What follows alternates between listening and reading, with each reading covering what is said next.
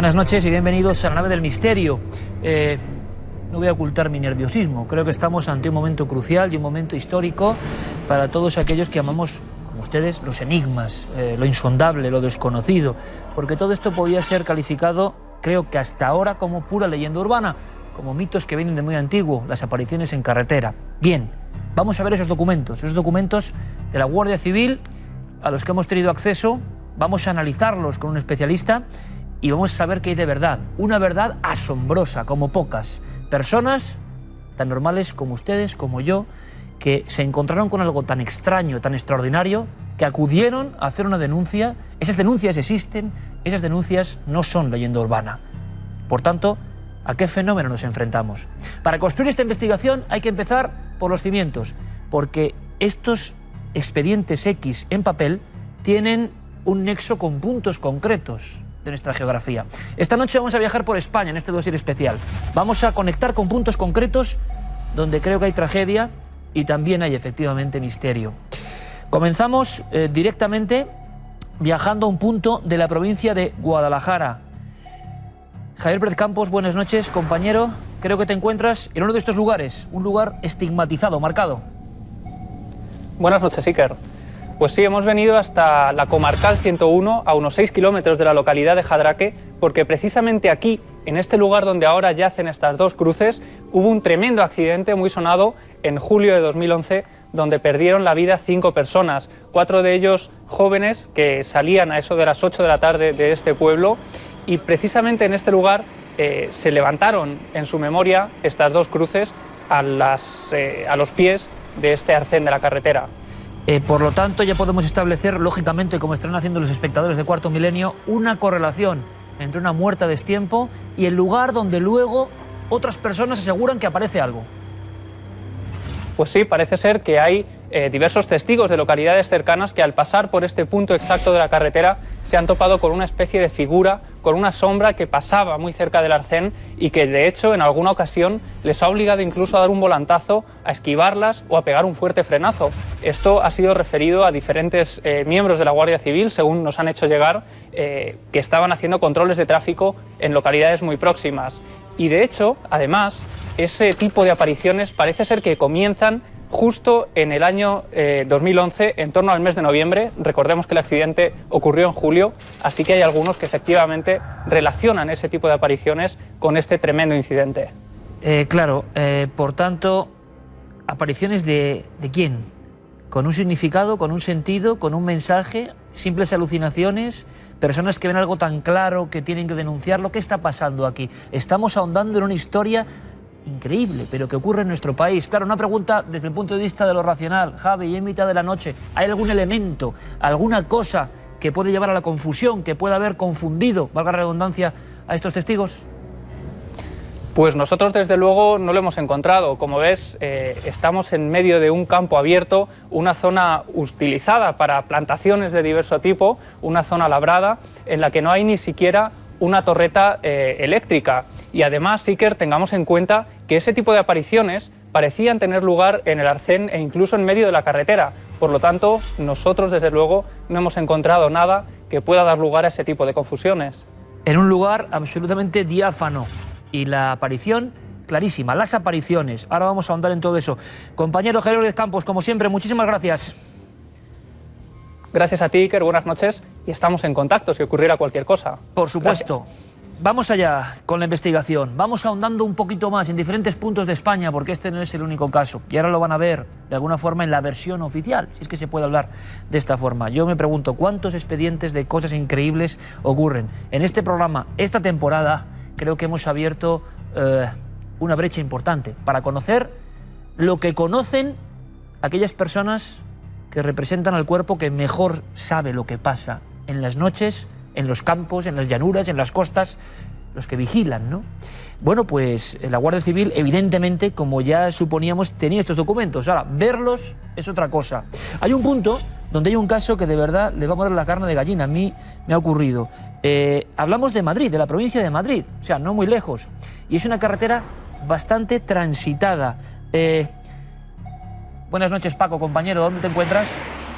Buenas noches, Iker. Nos encontramos en el kilómetro 3 de la M121. Justo en este lugar es donde el informe de la Guardia Civil refiere que un testigo ve a una figura, a un hombre muy alto, delgado, con la cara pálida y con un sombrero en el interior de la calzada, muy pegado al arcén, pero muy cerca de la carretera. Tanto es así que el testigo tiene que esquivarlo. Este hombre permanece imperturbable y después, cuando él se detiene a ver qué es lo que ha sucedido, si a este hombre le pasa algo, ve claramente cómo desaparece.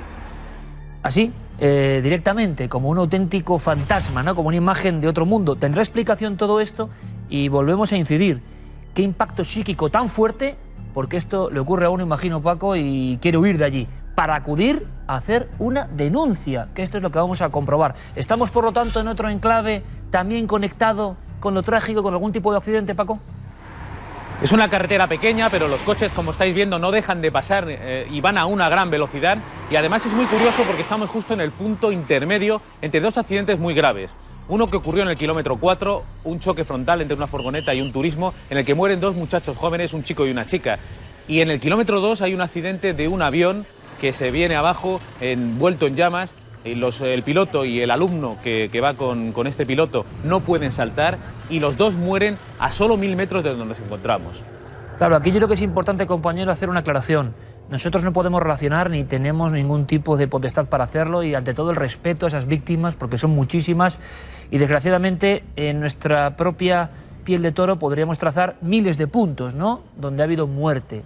No quiere decir nada, pero es curioso que las apariciones estén precisamente en estos puntos negros. Lo mismo que le decía Javi, en este entorno, en Meco, provincia de Madrid, ¿hay algún tipo de elemento, de estructura que pueda generar la figura de un hombre y generar también esa equivocación?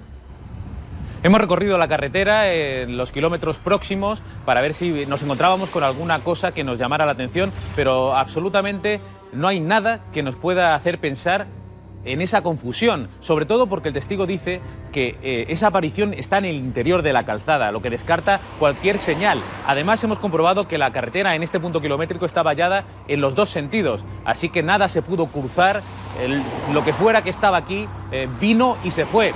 Y además no encontramos ninguna explicación tampoco para esa súbita desaparición. Y además las apariciones, Paco, y lo va a ver toda la audiencia, tienen una tipología, una fisonomía diferente. Algunas son absolutamente clásicas. Han aparecido, pues también, en los cuentos de terror antiguo. Entonces, ¿aquí qué se mezcla? La imaginación y la verdad, una verdad que acaba siendo expediente. Paco, compañero, buenas noches. Muchas gracias, Iker. Buenas noches. Gracias por el trabajo, gracias por estar ahí.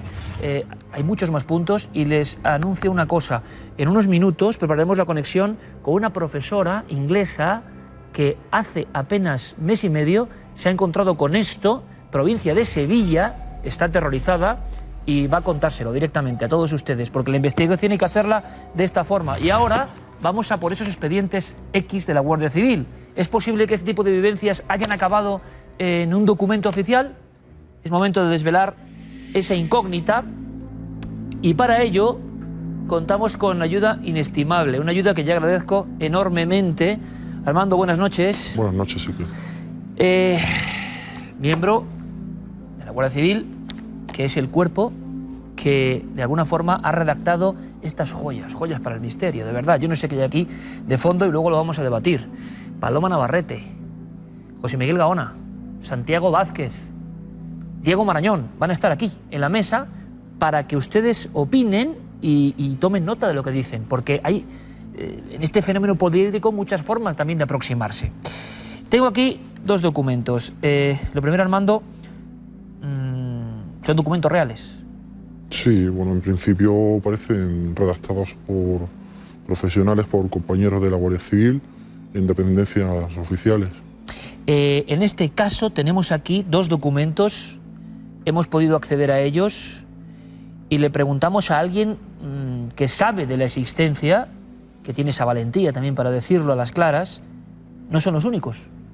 No, efectivamente, en la carretera por la noche suceden cosas como estas y personas que circulan con sus vehículos pueden ver alguna figura que con la velocidad del vehículo no pueden identificar correctamente, pero sí que describen como si fueran personas que que le salen de golpe de algún margen de la calzada, de la carretera, y desaparecen. Alguien tiene que estar muy asustado y por otro lado tiene que estar muy seguro de sí mismo para acudir a un sitio y poner esta denuncia en plena noche, ¿no? Sí, tiene que haber visto algo chocante para acudir a denunciarlo. No es un hecho, desde luego, ordinario, ni mucho menos. Ustedes ya tienen ganas de ver algunos documentos. Vamos con ellos. Yo les voy leyendo y Armando amablemente pues, nos va dando también sus códigos, ¿no? La forma de interpretar quizá y sobre todo luego qué se hace con esto. ¿Esto dónde va? ¿Esto qué es lo que pasa? ¿Se queda ahí, en el limbo de lo perdido? Expediente con un número, sello, Guardia Civil, Ministerio, Comandancia de la Guardia Civil, Madrid, puesto de MECO. Leo lo que puedo leer, claro, folio número 1 de este expediente. Diligencia de comparecencia en MECO Madrid, siendo la 1:50 del 17 de junio del 2012. Estamos hablando de un hecho muy reciente. Personados ante la gente perteneciente al puesto de la Guardia Civil de MECO, con número, comparece una persona concreta con un DNI concreto y un domicilio concreto, evidentemente. Cuando circulaba con su vehículo Volkswagen Polo, matrícula, todo perfectamente, ustedes comprenderán que hay una ley de protección de datos, pero vamos a lo que interesa, a lo que ustedes están esperando. La carretera M121, donde estaba nuestro compañero Paco Pérez Caballero. Sobre las 0:45 de la noche, observa cómo hay una persona detenida en el margen derecho de la carretera. Casi en medio de la calzada, de forma quieta e inmóvil, obligando al compareciente a dar un volantazo para esquivarlo.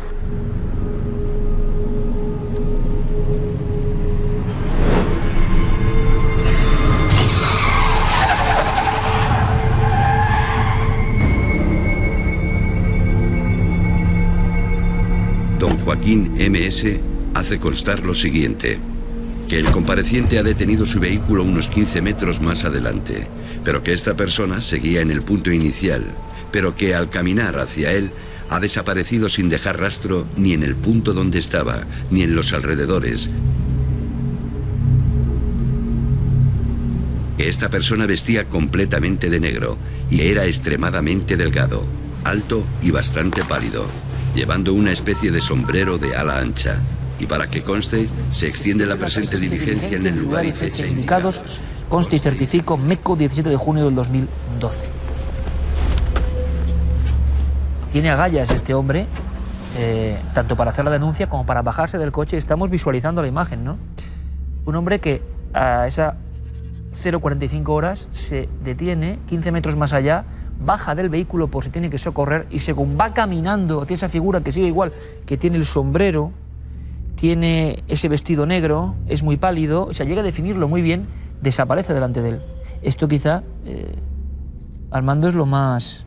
O sea, no es que se vaya ese tipo por ningún lado, no es que huya, no es que se haya movido, no es que le vea lejos, es que delante de él desaparece y es cuando este hombre parece que toma conciencia de que está observando algo que se escapa de lo normal, ¿no? Sí, y lo que es cierto es que lo ha debido ver muy bien cuando lo describe con esa exactitud con la que lo describe, porque no conozco la vía, no conozco la carretera, pero supongo que la iluminación no será suficientemente como para ver una persona con ese detalle. Ha llegado a estar muy cerca. Tuvo que verlo de cerca, supongo. Hay otro elemento interesante. No es la primera vez, tenemos noticia de otras apariciones con este extrañísimo atuendo. Y simplemente, y sin adelantar otro de los casos de otro expediente, parece, y amablemente has accedido a analizar toda la información que hemos logrado, Armando, por increíble que parezca, y hablamos de denuncias oficiales, esto de los ropajes de aspecto antiguo, de aspecto anacrónico, que no son de ahora, que parecen individuos o disfrazados o con ropas de otras épocas, no es único el caso, ¿verdad?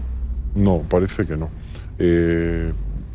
Tengo conocimiento de algunos compañeros que sí han recogido alguna vez una denuncia de este tipo y les sorprende el testimonio de la persona, pero claro, es totalmente creíble cuando ve el estado de nerviosismo de esa persona y en el estado en el que acude a la autoridad, a la fuerza de la autoridad, a exponer lo que le ha ocurrido. Me está viniendo a la memoria ahora mismo un caso que nosotros incluso recreamos aquí en nuestros casos límite, en Plasencia.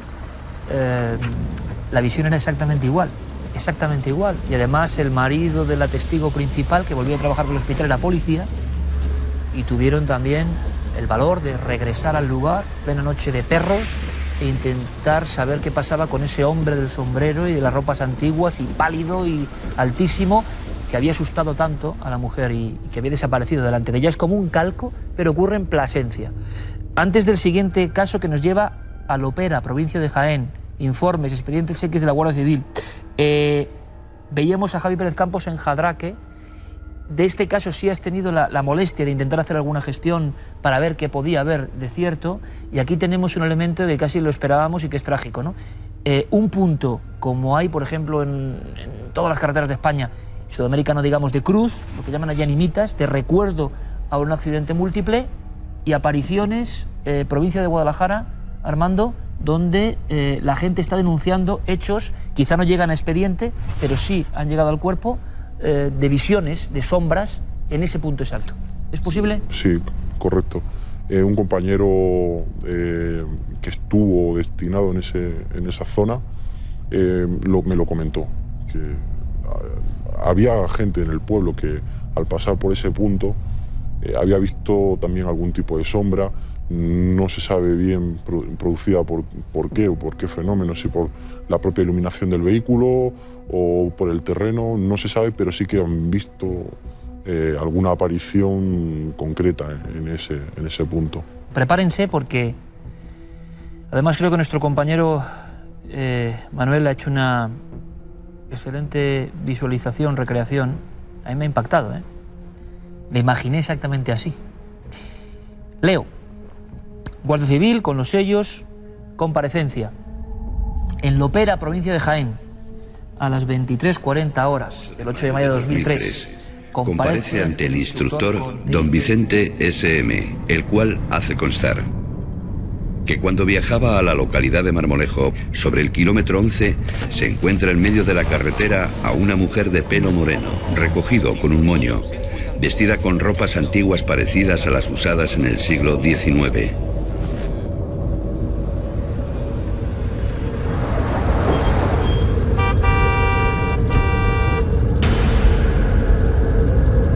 Esta mujer permaneció quieta hasta que el coche se detuvo.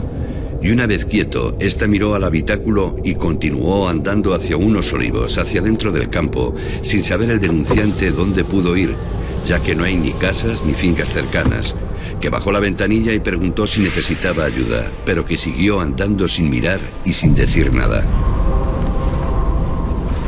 Que el motivo de esta comparecencia es para que se hagan indagaciones por si se encontraba herida o necesita ayuda, ya que le ha parecido muy extraño que estuviera allí quieta y luego desapareciera por completo ante los ojos de este testigo asombrado que pone una denuncia. Sin nada más que añadir, se finaliza la presente, comenzando las averiguaciones pertinentes. Para que conste, se extiende la presente diligencia. Aquí tenemos una mujer en mitad de la calzada vestida con ropas de otro tiempo, que también parece que quiere detener al coche, que llega a detenerse el vehículo, que parece, Armando, que está muy cerca de la visión. Aquí es que hablar de confusiones, sinceramente, seamos honestos, cuando uno baja la ventanilla y llega a preguntar algo a alguien es que está muy cerca. Así es. Y luego una desaparición completa, como la otra vez. ¿Qué pasa aquí? ¿Cuál es tu opinión, tu análisis? Él ha dado una descripción, esta persona ha dado una descripción que ya se sale de lo normal, porque lleva un tipo de ropaje, la señora o la persona esta va vestida con algo que no es normal de nuestra época. ¿Y la desaparición por completo? Exactamente, del año 2003. Es de destacar que dice que esta mujer permaneció quieta hasta que el coche se detuvo. O sea, no fue de pasada. Como en el caso, claro, como en el caso anterior, parece que estas figuras, los dos casos son muy impresionantes porque son no una figura en el arcén, no una figura que pasa, es que parece que quieren detener el vehículo y mostrarse delante del testigo. Exactamente, por eso digo que la ha tenido que ver muy bien, porque describe a la persona concretamente con un tipo de ropa, con un tipo de una descripción física inequívoca, pero aparte dice que ha detenido el vehículo y ha visto como esta persona mira hacia dentro del vehículo, hacia el habitáculo. Que es una descripción, o sea, le mira a él dentro del coche. Ha tenido que ver los ojos, el rostro. Exactamente, la dirección de la mirada de esta persona. En fin, la circunstancia es que esto existe, que esto ocurre, y yo pregunto, Armando, ¿con esto qué pasa? Estos documentos que nos ha costado Dios y ayuda a acceder a ellos, que son solo la punta de un iceberg, ¿se puede calcular cuántos casos de este tipo más o menos En un cotejo sencillo con compañeros que has podido hablar, ¿puede haber en nuestro país? Pueden ser muchos. Lo que nadie puede decir es que no hay denuncias. Era un viejo mito, ¿eh? Se hablaba. Todo esto empezó incluso en la Sierra de Madrid. En su día nosotros pusimos una videoteca, la primera videoteca, era muy entrañable. Y quizá luego nuestro compañero Santiago Vázquez pueda darnos más datos. En la zona de la Cruz Verde y demás se empezó a hablar en España, que yo no sé si es una verdad como esta, pero a la que se adereza o se le añaden más cosas, que es el caso del autoestopista fantasma. La descripción es idéntica prácticamente en algunos de los casos, pero que luego entra en el coche, que eso nos parece ya quizá un aderezo, o no lo sabemos. Pero nosotros pusimos una videoteca, como les decía, con Antonio Josales, ni más ni menos, investigando para más allá las apariciones en la Sierra de Madrid. El resultado, muy sencillo, no había personas capaces de decirlo a cámara. No había testigos concretos. Había un temor también. Y entonces la posibilidad de que sea simplemente un viejo cuento, un mito, una leyenda urbana que tiene algún sentido. Lo que hoy no se puede discutir a partir de esta noche es que los testigos, los documentos, los DNIs, los datos están en documentos oficiales de la Guardia Civil de personas que han tenido que estar muy asustadas, imagínense por favor, para ir sin miedo al que dirán, convencidos de lo que han visto, convencidos de qué es lo que tenían que hacer, que su misión era poner en conocimiento estos hechos. Hechos en diferentes puntos de España, sin relación entre sí. Yo, Armando, quiero agradecerte muchísimo que nos ayudes a analizar todo esto, que tengas la valentía, y quiero mandar también un fuerte abrazo a toda la gente del Cuerpo de la Guardia Civil que se porta fantásticamente con este equipo. Creo que estamos haciendo algo importante. Esto no daña a nadie, esto no hay que esconderlo. Esto muestra una realidad que yo creo que tiene que ser conocida, sobre todo para la comprensión de esas personas que se han encontrado de verdad en la noche con algo incomprensible. Pero vas a ver, como colofón, vamos a conectar ahora mismo con Sevilla, porque esto es algo muy raro y esto sigue ocurriendo. Y si había un caso que era del 2012, junio, hace apenas mes y medio, cuando terminaba el año 2012, varias personas se han encontrado con algo idéntico, no conocían en absoluto estos documentos, por supuesto, podemos dar fe, y van a contárnoslo. Gracias, de verdad.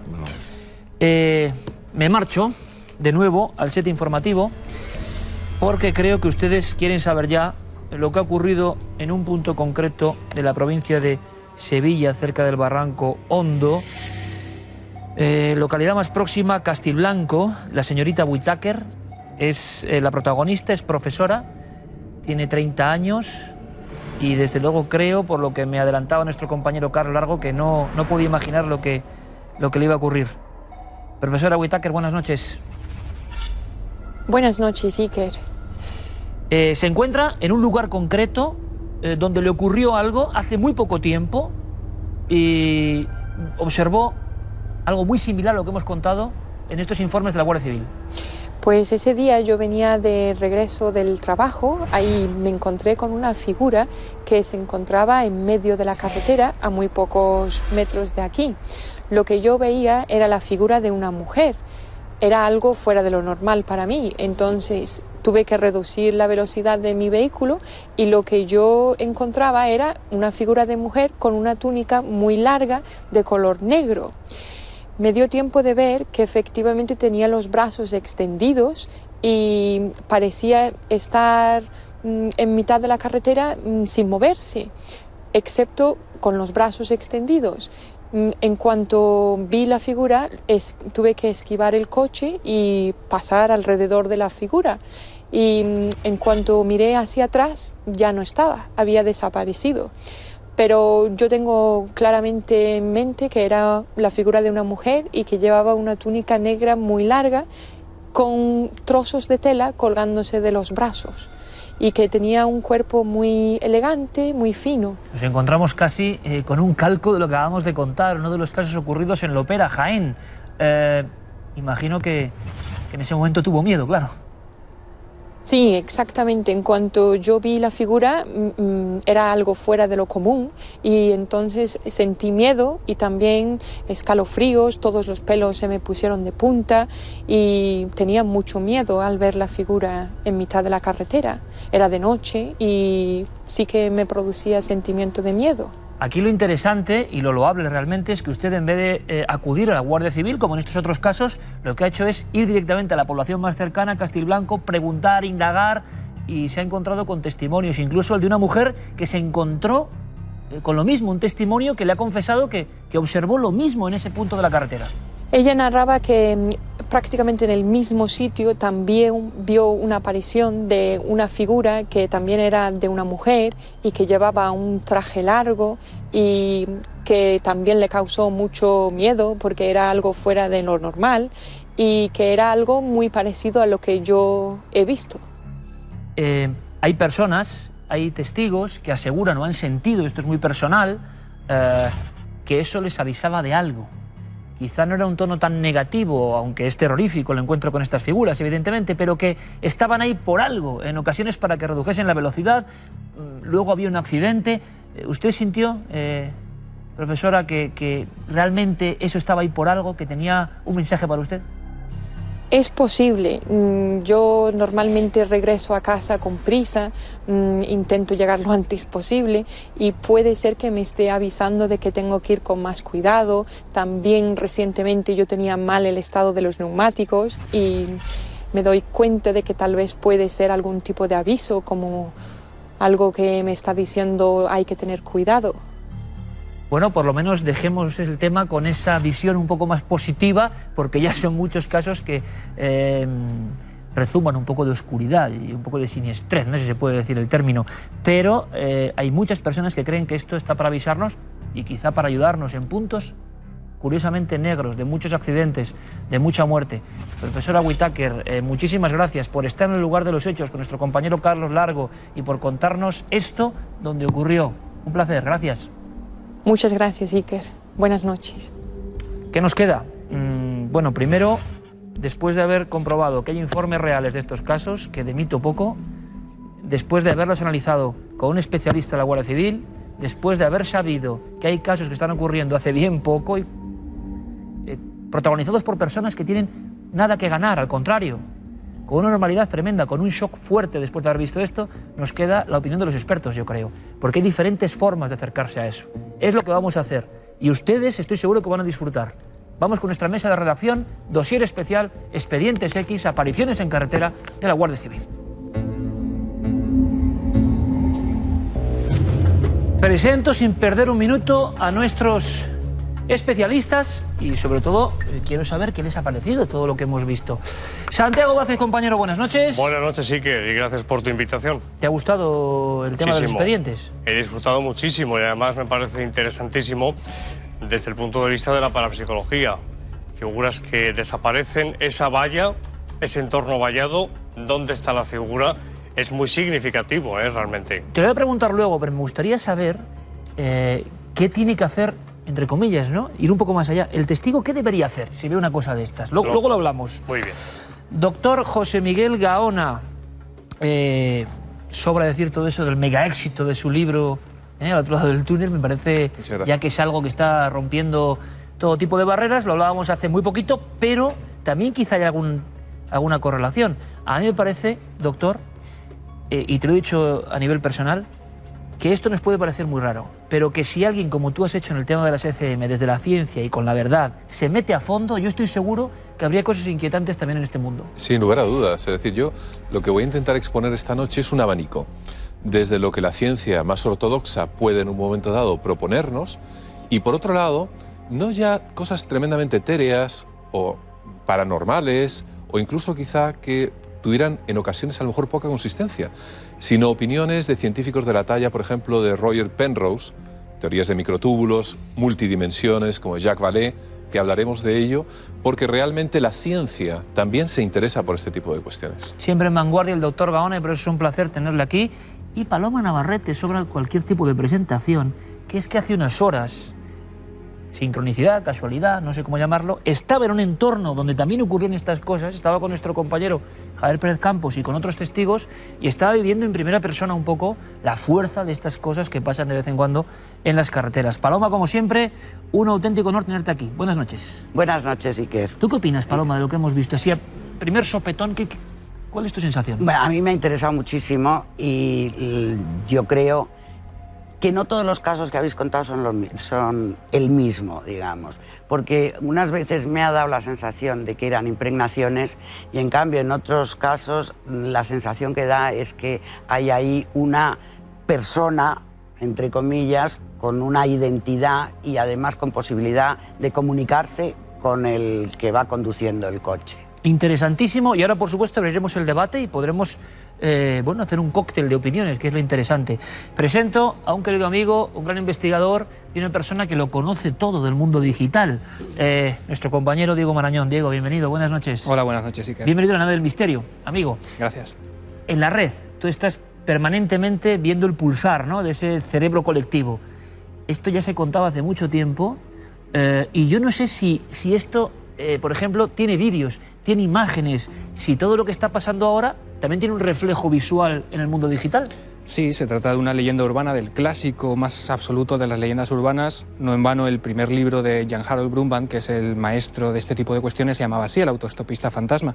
Es un relato que con los años se ha ido amoldando y adaptando a los medios digitales hasta el punto de que hoy en día existen vídeos virales, existen experimentos que hace la gente y que cuelga sus propias investigaciones en portales de vídeos muy famosos y que después, si quieres, podemos comentar. Por supuesto que sí, Diego, porque, claro, esto no es un fenómeno español, ni mucho menos. Y sabemos, luego lo contará Diego, que la idea de la mujer o el hombre o la figura que detiene el vehículo, ¿no?, y que quiere algo, sí que es verdad que se cuenta desde la Edad Media casi. ¿Pero qué tiene que ver con esto? Y sobre todo, ¿cómo puede haber denuncias de una leyenda urbana? Venga, abrimos el debate directamente y yo le preguntaba a Santi si queréis con esto ya empezamos, podéis intervenir en cualquier momento, porque era una cuestión que yo tenía pendiente. Vamos a ver, si uno va en su coche, vayamos y podéis aportar a lo práctico, y se encuentra con esto, sea lo que sea el fenómeno, yo no sé si lo que hay que hacer es lo que han hecho, observar, seguir a la figura. Yo no sé si la parapsicología o la investigación dice algo de esto. Santi. Lo primero que hay que hacer es mantener la calma. Difícil. Ante todo, porque vamos al volante y eso entraña un peligro. Ahora bien, si la persona decide parar por lo que sea, es interesante observar a esa formación, a esa persona o a ese supuesto fantasma. Esto es importante. ¿Estaríamos hablando de fantasmas? Estamos hablando de apariciones, realmente. Lo que sucede, y lo ha comentado Paloma, es que en determinados casos la aparición interactúa con el testigo o los testigos. Yo conozco un caso que es de los más impresionantes que me han llegado en este sentido. Fue un lunes, 1988, el A6, dirección Madrid, y divisan en el arcén a una chica morena con el pelo largo. Les dio pena y pararon. Y entonces le preguntaron que a dónde iba. Muy escuetamente dijo: voy a Madrid. Bien, pues sube porque vamos a Madrid. Subió en la parte trasera, en el centro, totalmente calada, y aproximadamente entre el kilómetro 20-21, donde hay un cementerio en Las Rozas, un poco antes, dirección Madrid, la que iba de copiloto, la amiga, coge del aguantero un caramelo y se va a girar, le dice: ¿quieres un caramelo? Y se da cuenta de que no está. Pero vamos a ver, Pero Santi, en este caso, y termino porque es un dato muy importante el que me queda por añadir, es que había dejado, donde había estado sentada, había dejado los rodales que pertenecen lógicamente a los glúteos. Es decir, que había habido una materialización. este caso es el puro y duro de la leyenda urbana, Diego. Es el puro y duro. Exactamente, y además comentaba Santiago que el factor de la lluvia, el factor de que la aparición se presentaba aparentemente mojada en el coche. Y eso algunos investigadores, hay una antropóloga italiana que se llama Laura Bonato, lo ha investigado y ha asociado ese factor con la mítica agua de la vida, ¿no?, con este soplo vital que necesita, digamos, una aparición, un ser sin vida para volver a estar entre el Hablamos mundo de de los vivos. mitos, luego analizaremos, que vienen de muy atrás en la historia y que se han adoptado, digamos, se han ido adaptando al tema del autoestopista. Vayamos un poco a los casos que hemos desclasificado, entre comillas, los casos concretos de la Guardia Civil. Opiniones y a bocajarro de los casos que hemos contado desde el punto de vista científico, mental, psicológico? Bueno, si subimos otro nivel, dejando de lado que hubiese engaños, cualquier historia, ¿no? Evidentemente, desde el punto de vista meramente neurológico, evidentemente también hay una serie de explicaciones. En un momento dado podemos tener psicosis de una manera transitoria, es decir, una ruptura con la realidad. Podemos, por igual que esta persona de la Guardia Civil que contaba también que en ocasiones no se confundía con sombras ni con ramas, pues sí, a veces sí que nos confundimos, ¿no? Las famosas paridolias, que son interpretaciones, para que los oyentes, los telespectadores entiendan, es parecido cuando vemos una nube y se parece a un elefante. Muy familiarizados con el término. Por eso, además, justamente muchas de ellas ocurren en momentos de cierta privación sensorial, de noche, con lluvia, escasa visibilidad. Nuestro cerebro, por ejemplo, tiende siempre a producir imágenes, incluso en zonas donde muchas veces no las tenemos, pero que no tienen ninguna lógica dentro. Pero ¿qué os parece el hecho de que alguien llegue? Yo me pregunto de verdad, y esto entra dentro de lo lógico, así como entra dentro, en mi opinión, de lo muy difícil de creer, sea verdad o no entro ahí, los casos ya extremos, pero que alguien relate estas cosas y vaya a una comandancia de Guardia Civil a hacer una denuncia, ¿qué ha pasado aquí? Sí. Pero a mí hay una cosa que también me llama la atención, o que me pregunto más bien. Esas apariciones en un lugar determinado de una carretera tienen relación con algún acontecimiento que ha ocurrido en ese lugar de la carretera. Porque entonces eso sí que sería muy interesante. En muchos de los casos he visto, Paloma, que había accidentes puntuales, pero claro, hay tantos accidentes en las carreteras, y cómo uno determina... Encontramos el famoso, el inicial, en 1977, una curva peligrosísima entre Majadahonda y Pozuelo. ¿Sí? La famosa chica de la curva. Que ahí nace un poco el mito, pero igual es un caso real. Bueno, pues en efecto, según la documentación que yo poseo desde hace tiempo, en efecto, en esa curva, en una noche lluviosa, y esto es un hecho que ocurrió realmente, una pareja, ella rubia, el chico, bueno, pues se salieron de la curva y fallecieron. Y a partir de ahí, la chica empieza a aparecerse. Y hay partes de conductores, de camioneros, de taxistas, de particulares, en definitiva. Ahí es verdad que nació un elemento muy fuerte que no se conocía en España. Alimenta el inconsciente colectivo. Esto quería preguntar, doctor, es decir, ¿esto también es una respuesta ante un drama? Y además es muy curioso, porque no solamente obviamente es en España, ¿no? Sino en multitud de países. Tú que has estado en Chile, por ejemplo, las famosas animitas, que están, pero vamos, plagan las carreteras por doquier, además con unas arquitecturas muchas veces que rayan lo curioso, ¿no? Entonces, esto forma parte de ese inconsciente colectivo. Entonces, yo me pregunto, por ejemplo, en este instante que hablamos de esto, ¿cuántas personas están siendo en este momento dado sembradas con este tipo de ideas? Y, después de todo, y a raíz de estas denuncias, por ejemplo, es verdad, esa persona que ha ido a la comisaría seguramente cree en ello. Para esa persona doctor, es real. Pero claro, no podemos olvidar también que la realidad es una construcción dentro de esta caja de calcio llamada cerebro, del que solamente nos alimentamos con los 5 miserables sentidos. Lo que sucede... Hombre, alguno más. Es que, sí... Bueno, la mayor parte de los mortales, 5, Paloma. No. Bueno, 5 sentidos, pero se puede percibir más. Conocidos. La mayoría de los mortales percibimos más que por los 5 sentidos. ¿Tú has investigado algún caso, Paloma, de este tipo, de aparición en carretera? No. Yo he tenido una experiencia de aparición en carretera, pero nuestro equipo no ha investigado ningún. ¿Qué te pasó? Pues me pasó en Marruecos, fue en los años 80, en coche. Recorrer Marruecos en coche era complicado porque en los años 80 Marruecos las carreteras se terminaban, aparecía otra. Bueno, subiendo hacia Tánger, de noche también, carretera desierta, y en un lugar capté un coche estrellado contra un árbol. Y a los pocos kilómetros, muy pocos kilómetros, al borde de la carretera apareció una figura masculina vestida a la europea, no vestido de marroquí, de árabe, vestido a la europea, un señor. Pero a mí lo curioso fue que le vi que los pies no se posaban en el suelo. Ese es un dato muy característico, como sabemos. Estaba por encima. En efecto. Entonces yo pensé, bueno, mi compañero de viaje iba durmiendo, porque me había dejado a mí el volante porque estaba muy cansado. Y entonces yo dije, paro, dije, bueno, no voy a parar, y seguí, le desperté, él ya no vio nada, y eso fue mi experiencia de... Una vez más, la relación parece entre el drama, el accidente y luego estas visiones. Ahí hay una relación, exactamente. Pero no siempre, Iker, porque eso también tiene que ver mucho con la cultura del país donde suceden ese tipo de apariciones. En Europa estamos muy acostumbrados a relacionarlas con personas que están fallecidas o que han muerto a lo mejor trágicamente en un accidente.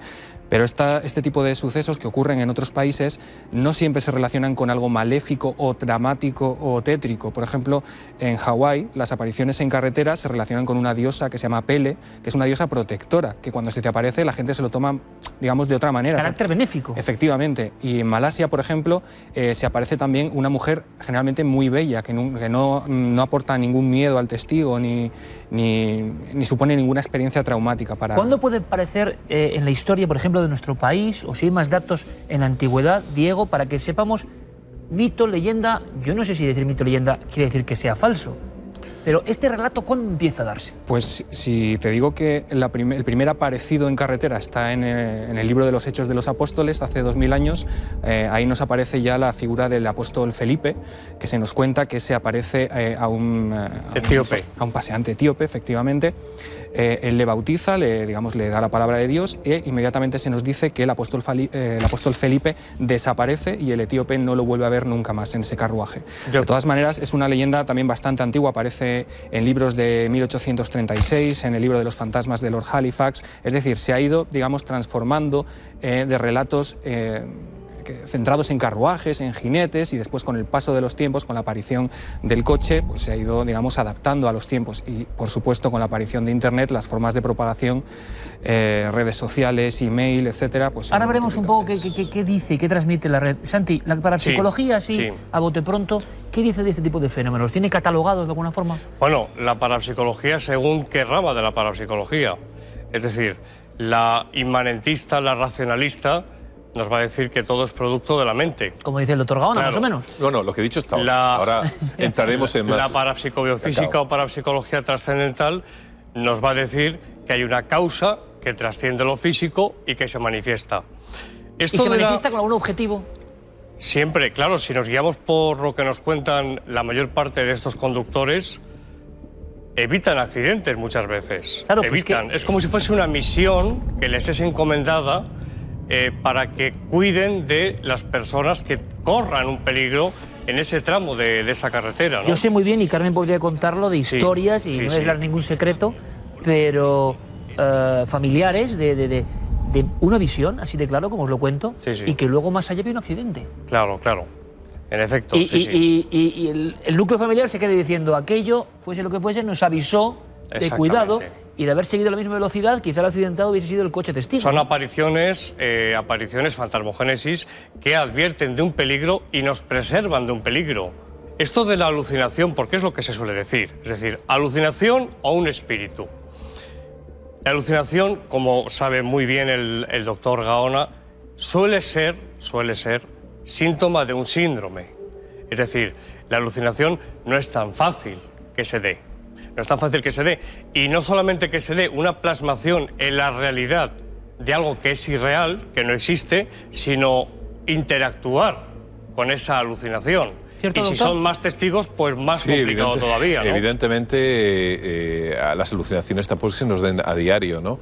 Pero es curioso como más de la mitad de la población ha tenido alguna alucinación en un momento determinado de su vida. La mayor parte de las veces no le damos tampoco tremenda importancia. ¿Tú has tenido alucinaciones visuales de ese tipo? Sí, ¿Ah, sí? Paridolias, sí. No es una alucinación, sino una mala interpretación. Pero en un momento dado, muchas veces tendemos... No, pero yo digo alucinación. Claro. El ver algo que no existe, en definitiva. Una alucinación como tal, no. Porque además, la mayor yo solo lo pregunto porque es lo que habitualmente se dice, pero luego cuando vas persona por persona, no tanta gente tiene alucinaciones. No, más aún cuando hablamos de psicóticos, por ejemplo, estas alucinaciones, además, hay que decir que la mayor parte de las veces están muy bien estructuradas. Es decir, no es solamente algo puntual como un flash. Claro, por eso he dicho que suele toda una historia, que suele ser síntoma de un síndrome. Efectivamente. Y de ciertas enfermedades mentales que cursan con alucinaciones visuales, auditivas, táctiles, táctiles, pero yo lo digo, Santi, si me permites, porque así como en otros fenómenos, yo no sé qué pasa, pero se habla del rayo en bola para explicar el 90% de los casos OVNI con la alucinación para estas cosas. Y yo se lo digo que cuando luego uno indaga en personas absolutamente honestas como el doctor Gaona u otras, pues nunca han tenido una alucinación. O sea, que tan común no debe ser. Y sin embargo, se explican casi todos los casos con esa teoría. Yo quería saber algo más. Tú decías, vamos a entrar en otro cacao. ¿El otro cacao que va fuera de la mente? Sí. Yo creo que todo quizás es complementario además con lo que estamos hablando, pero introduce otro elemento en lo que es la discusión. Roger Penrose, además menciono justamente a Penrose en el libro sobre las experiencias cercanas a la muerte, porque creo que es una de las vías de investigación que están abiertas actualmente, de las más punteras. Habla de unas estructuras que hay en las células que son los microtúbulos. Los microtúbulos son unas estructuras que están sobre todo, bueno, en todas las células, pero particularmente además en las neuronas. No se sabe muy bien exactamente cómo funcionan, pero lo que se ha visto hasta ahora es que hay una verdadera comunicación cuántica entre ellas. Es decir, su funcionamiento difiere de los conocimientos físicos que hemos tenido hasta el día de hoy. Si lo extrapolamos a nuestro contacto con la realidad, lo que se desprende de ello puede dejarnos la carne de gallina. Porque si entramos dentro de la física cuántica y que esa conciencia pueda estar en un momento dado alterada por unas pequeñas interrupciones dentro de ese flujo cuántico, en teoría, el propio Roger Penrose, que es un gran científico, es Sir Roger Penrose, catedrático de numerosas universidades de los grandes del mundo, él mismo plantea cómo sería posible que entonces nuestra conciencia, que muchas veces no tenemos muy claro, por supuesto, ni dónde está, a pesar de que estamos en pleno siglo XXI, pudiera alcanzar momentos ya pasados, por ejemplo, o bien, como el mismo Jacques Villée, que es un conocido astrónomo de la NASA, pudiéramos de alguna manera pegar, nunca mejor dicho, un salto cuántico a esa otra dimensión y conectar momentáneamente entre la realidad terrenal, a la que estamos habituados a funcionar, con esa otra en la que, evidentemente... Además, hay algo que se desprende muy importante de todo esto, y es que si cualquiera de nosotros somos expuestos de manera, aunque tan solo fuese fugaz, a este tipo de cuestiones, nuestra interpretación, además desde el mundo de los sentimientos, de las emociones, como se refleja justamente este señor, este guardia civil, nos ha explicado, provocaría un verdadero cortocircuito, ¿no? Es decir, nos exponemos a una cuestión que pudiera ser de otra dimensión, pero cuidado, valorado desde las emociones mundanas. En la red, Diego, decíamos, tiene que haber un reflejo, es el inconsciente colectivo actual. Tiene que haber un reflejo de todo esto, y tú que has buceado, ¿qué es lo que más te ha llamado la atención hoy de este tipo de fenómenos? Hay lugares también como muy marcados, yo no sé si con webcam casi, pero donde la gente espera que aparezca algo. Sí, además por la propia naturaleza del discurso que se utiliza en Internet, ¿no? Que es muy parecido también ya hoy en día al discurso oral, es decir, es un discurso que es anónimo, la gente puede decir lo que sea prácticamente sin que sea comprobable, es un discurso muy rápido, muy frenético, y sí que es cierto que Internet, digamos que en cuanto a esta leyenda, la del aparecido en la carretera, ha tomado 3 vías más o menos. Por ejemplo, la primera de ellas es que nos permite a través de webcams, colocadas a veces por los propios aficionados al misterio, mapear o monitorizar algunos de estos lugares. Un ejemplo clásico y que tiene webcam propia es Bluebell Hill, en el condado de Kent. Además, el último caso, curiosamente, sucedió 2 días antes de este que nos han contado. Fue el 15 de junio de 2012, apareció en los periódicos un atropello supuestamente a una especie de ser que después no volvió a aparecer. Lo que hace también Internet es convertir estos fenómenos en algo propio del fenómeno viral, es decir, utilizarlo como marketing, pues para hacer anuncios. Ahí empieza la confusión. Para vender películas. De hecho, es uno de los grandes caballos de batalla que tiene hoy en día el misterio. Es decir, tenemos que luchar y gastar muchísimos esfuerzos en distinguir si algo es auténtico o si nos están queriendo colar alguna especie de moto para vendernos algún otro producto. Una tercera vía es que los propios aficionados al misterio van a estos lugares en una especie de peregrinación turística y graban algunos de estos lugares, colocan cámaras en sus coches o incluso en el exterior. Un ejemplo de esto, y creo que tenemos además vídeos, Iker, es un paso a nivel que es muy famoso, que está en San Antonio, en Texas. En los años 40 se cuenta que un pequeño autobús escolar tuvo un problema con el motor justo sobre ese paso a nivel. Otra vez el hecho luctuoso. Efectivamente, el tren arrolló a ese autobús y se supone que murieron 10 niños. Y lo que se cuenta, y por eso va la gente ahí hoy en día, es que si tú detienes tu coche en punto muerto, por ejemplo, en ese paso a nivel de esa carretera, el coche se mueve lentamente como para apartarlo de ese lugar, y hay quien incluso coloca polvos de talco en la parte trasera del coche se dice, y hay vídeos que en teoría lo prueban, digo en teoría porque desde luego no es comprobable, que aparecen pequeñas manitas en el exterior del coche, se supone que son los niños que han ido empujando. Y tú como investigador, ¿qué es lo que más te ha llamado la atención? ¿Hay algún vídeo, algún documento, algo que demuestre que hay cierto misterio? Es decir, algo de este nivel, ¿no? Yo creo que en Internet no, y además cuesta muchísimo, como te digo, separar el grano de la paja cuando entramos en el terreno de lo viral. Y creo que en ese sentido Internet no es el mejor escenario para descubrir qué puede haber de cierto o no en esta leyenda. Sí, para a lo mejor tenerlo en cuenta en algún tipo de estudio sociológico, cómo esta leyenda ha ido evolucionando con los años, pero poco más. Como decía Jung, ¿no?, sobre cosas que se ven en el cielo, se ven. Y son importantes para el ser humano, sobre cosas que se ven en los caminos. Desde el tiempo de caminos y calzadas romanas se siguen viendo. Algo nos quieren decir, hay gente valiente que por lo menos se hace preguntas, y aquí tenemos una prueba más para seguir haciéndonos nuevas preguntas y nuevos retos a nuestro intelecto. Gracias a los cuatro, ha sido un auténtico placer, seguiremos investigando y ojalá consigamos más información. En el fondo estos son como pequeños elementos que nos impulsan en la ilusión de fondo que todos tenemos de que esto sea mucho más que una leyenda urbana. Gracias a los cuatro, ha sido un placer, de verdad, como siempre. Gracias, compañeros. Buenas noches. Vamos rápidamente con noticias, porque las ha habido y algunas son muy bonitas, tienen que ver con este equipo y con algunos hallazgos realizados a golpe de cámara. Lo van a ver.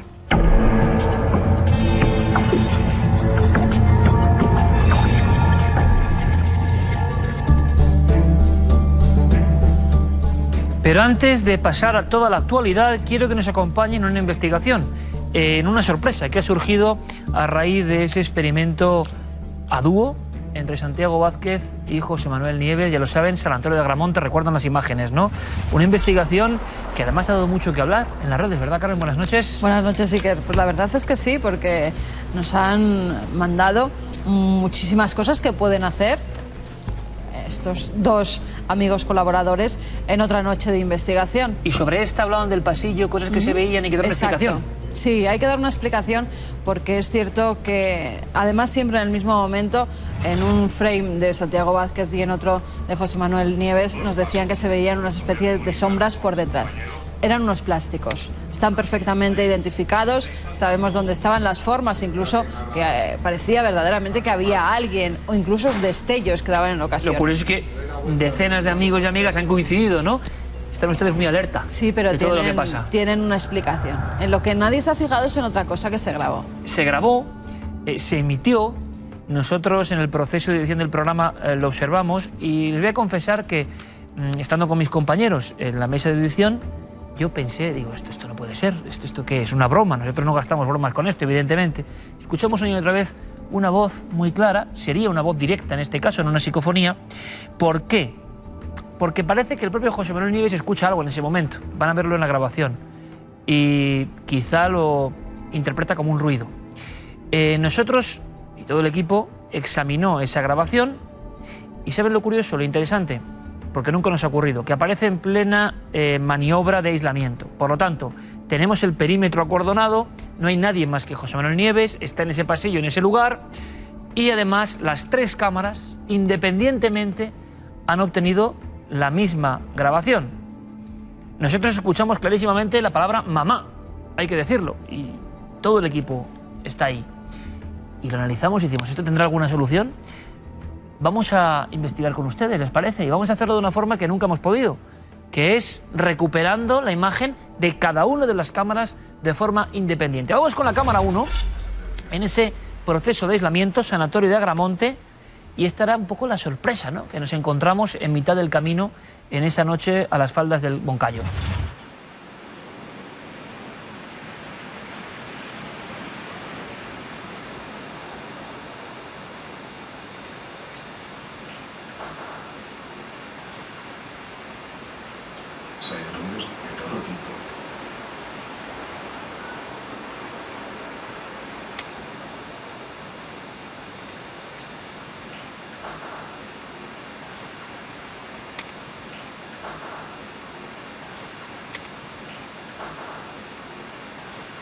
Bueno, aquí la audición en este plató es difícil, es complicada, porque no sabemos si es bien un golpe muy fuerte o realmente es ese mamá, que por cascos, y quizás ustedes ya nos harán su análisis, por supuesto, parece que se escucha perfectamente mamá. Es una pareidolia auditiva, es decir, escuchamos algo y lo interpretamos como una doble sílaba y es solo un doble golpe.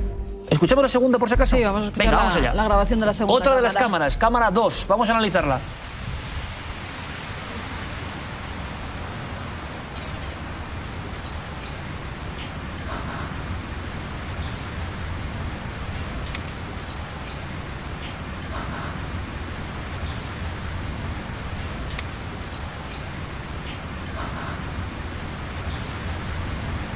Ahí estamos con un debate clarísimo entre si es una voz o es un sonido. E imagino que será el mismo debate que van a tener Santiago Vázquez y José Manuel Nieves. De verdad que dentro del equipo ha causado expectación y aquí lo malo es el nivel También ha habido de nuestras sonido. divisiones dentro del equipo porque para algunos parece que es una inclusión psicofónica, una voz que parece decir mamá en un tono que no es muy de niño. Yo no lo entiendo como muy de niño.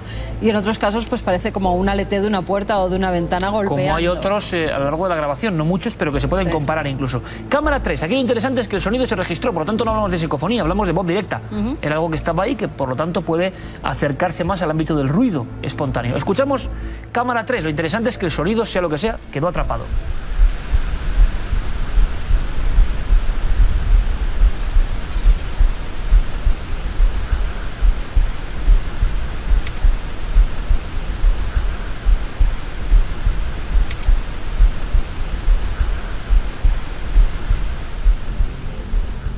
Y tenemos incluso por parte de Manolo Rodríguez un intento de filtrado o de limpieza, porque ven ustedes, lo están percibiendo y lo están escuchando, que el sonido del audio está muy alto, es muy poderoso y por lo tanto hace difícil, ¿no?, cualquier tipo de audición.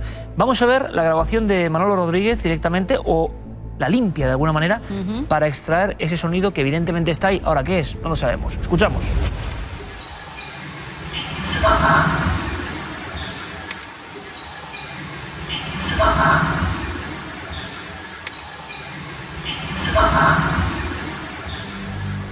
Pues ahí yo creo que nos vamos a quedar con la duda. Esta me ha sobrecogido, por lo menos como ha sonado aquí. Ha sido tremendo. Es lo bonito de estos temas. Tenemos una opinión y otra, y seguramente ambas tengan parte de la verdad. ¿Sonido, tú crees? Yo creo que un sonido. Además, la tercera cámara, que al parecer es la que está más alejada de la fuente de viento, o de ventana o de puerta, es la que peor lo capta, con lo cual puede ser un golpetazo de una madera que hay. Sí. Hay un detalle, que es que José Manuel Nieves percibe algo, evidentemente. Por lo tanto, la versión de que es un sonido real producido en ese momento y que genera en nuestro oído esa idea de mamá, ustedes opinen clarísimamente y dennos su diagnóstico, si les parece. Nosotros, evidentemente, concentramos a Santiago y a José Manuel Nieves porque además tenía esto el picante, entre comillas, de que había ocurrido en la zona de aislamiento del más escéptico. Y esto es lo interesante, por encima de la psicofonía. ¿Un escéptico será capaz de asumir que le ha pasado algo en su aislamiento que no acaba de entender? ¿Qué cara se le pondrá a José Manuel Nieves? La mentalidad es tan hermética que aunque uno escuche algo, no lo escucha. Ahí está la respuesta. Este es el experimento doble que se efectuó con esta grabación en Agramonte en este caso, la redacción de Cuarto Milenio.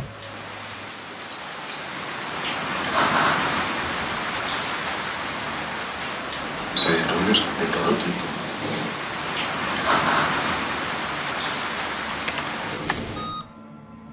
Está modulada la voz.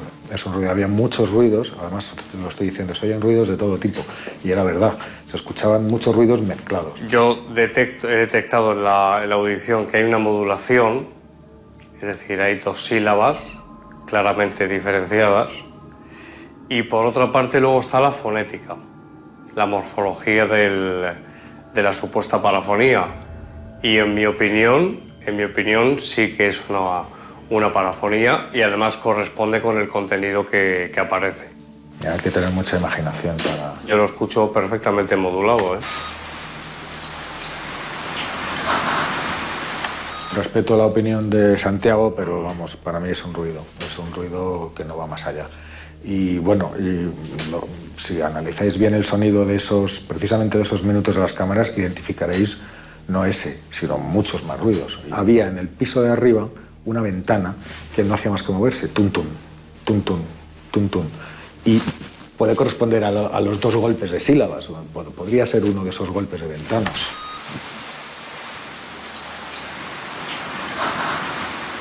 Pero es que está la A. La A está. Es que está la A. Es un ruido. No, ojalá que... De verdad que si yo lo viera claro, no tendría ningún problema en decirlo. Es un mamá, clarísimamente. Es una parafonía que no corresponde con un golpe. Si de verdad pensáis que aquí hay algo, coger ese trocito, llevarlo a un laboratorio profesional de análisis de sonido y que nos digan si eso es una voz humana.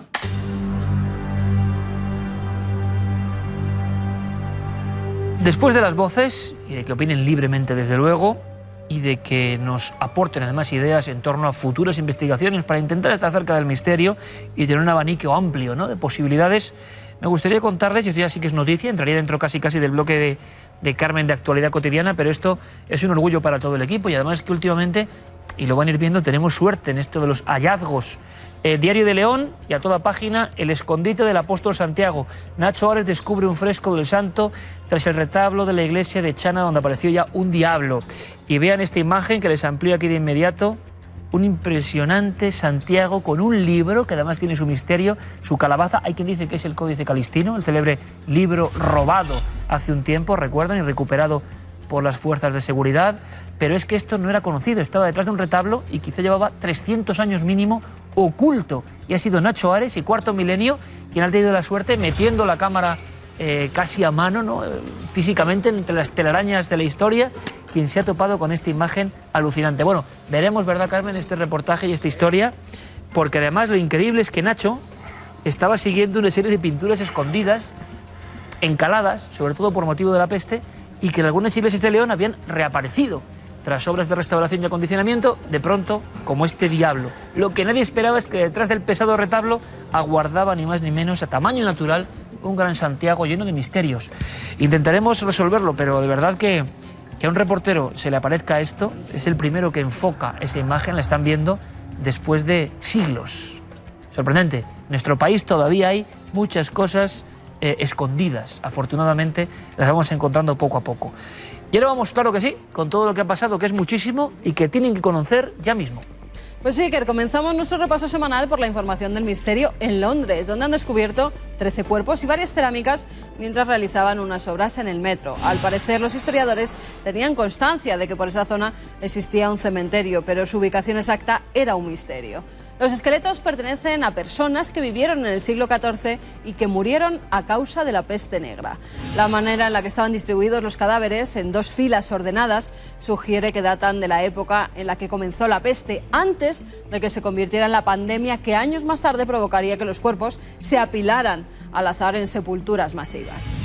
Y en nuestro país, en Villena, Alicante, el pasado 17 de marzo, Pedro Palau grababa un vídeo donde se puede observar una luminaria que, según el testigo, era de un tono rojo púrpura y giraba sobre sí mismo. En las imágenes se puede ver cómo esa bola luminosa tiene una especie de haz de luz alrededor, se mantiene unos segundos en el cielo, parece que baja e inmediatamente después desaparece. Y una casa de subastas acaba de confirmar que tiene el violín que Wallace Hadley, el director de orquesta del Titanic, tocó mientras se hundía el barco. El instrumento, encontrado por casualidad en 2006, tenía 2 grietas largas en su cuerpo, pero se encontraba en buen estado, lo que provocó dudas de que de verdad hubiera estado en el mar. Hadley fue encontrado muerto 10 días después de hundirse el Titanic con el violín atado a su pecho. Se lo había regalado su novia y tenía una placa de plata que decía "Para Wallace de María, por nuestro compromiso". Tras hallar el cadáver, el instrumento le fue devuelto a su novia. Esta se lo dejó en herencia a su hermana, que lo donó al Ejército de Salvación, y después el instrumento pasó a manos de una profesora de música hasta que llegó al propietario actual. Un antiguo texto egipcio, descifrado hace pocos días, señala que Poncio Pilato cenó con Jesús antes de su crucifixión. Escrito en lenguaje copto, este texto de hace 1200 años asegura que Jesús fue arrestado un martes y no un jueves, como dice la Biblia. Además señala que Poncio Pilato le ofreció sacrificar a su propio hijo en lugar de Jesús. Los especialistas han observado que el texto está escrito por San Cirilo de Jerusalén, quien vivió durante el siglo IV. Todo como siempre muy interesante, especialmente ese vídeo de Villena, por cómo desaparece. Agradecemos precisamente a este reportero que ha tenido ese premio en el cielo de observar esa luminaria, porque primero es muy reciente, estaba ahí, fue muy ágil de reflejos y sobre todo la referencia, ¿verdad, Carmen?, de las casas, de la altura y de cómo desaparece. Observen sobre todo revisamos la filmación, cómo desaparece, porque esto sí que es extrañísimo. Intentaremos dar una solución. Ahora, como siempre, cosas tan insólitas o mucho más.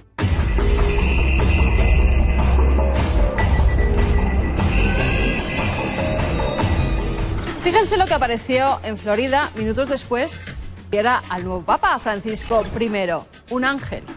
Ya la gente lo ha tomado como una señal. Los católicos dicen que es la aprobación del cielo, de que han elegido a un buen Papa. El tiempo lo dirá.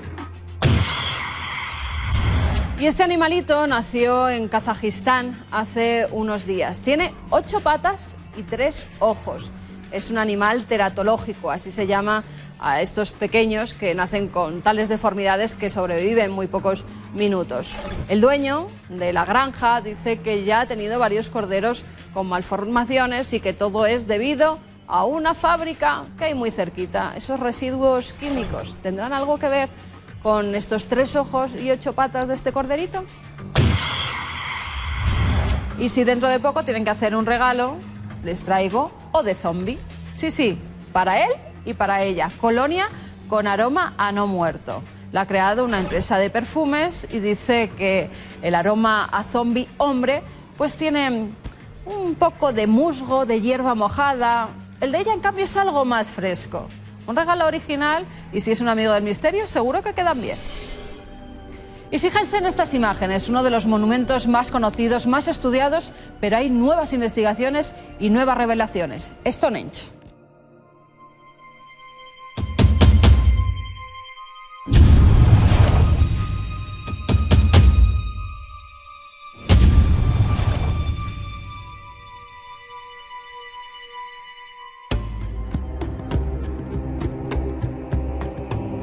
Y hablamos de este lugar de poder, de este lugar donde la piedra se convierte en misterio, de este monumento megalítico, quizá el más famoso de toda la antigüedad, porque hay novedades que tienen que conocer.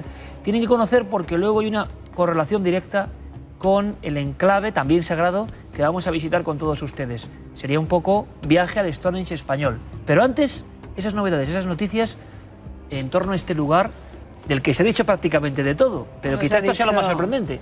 Que podía ser un templo, un observatorio, un calendario solar, un sitio para rituales. Incluso le han llamado el Lourdes de la antigüedad, el Lourdes de la prehistoria, porque creían que era un centro donde la gente iba allí a curar sus enfermedades.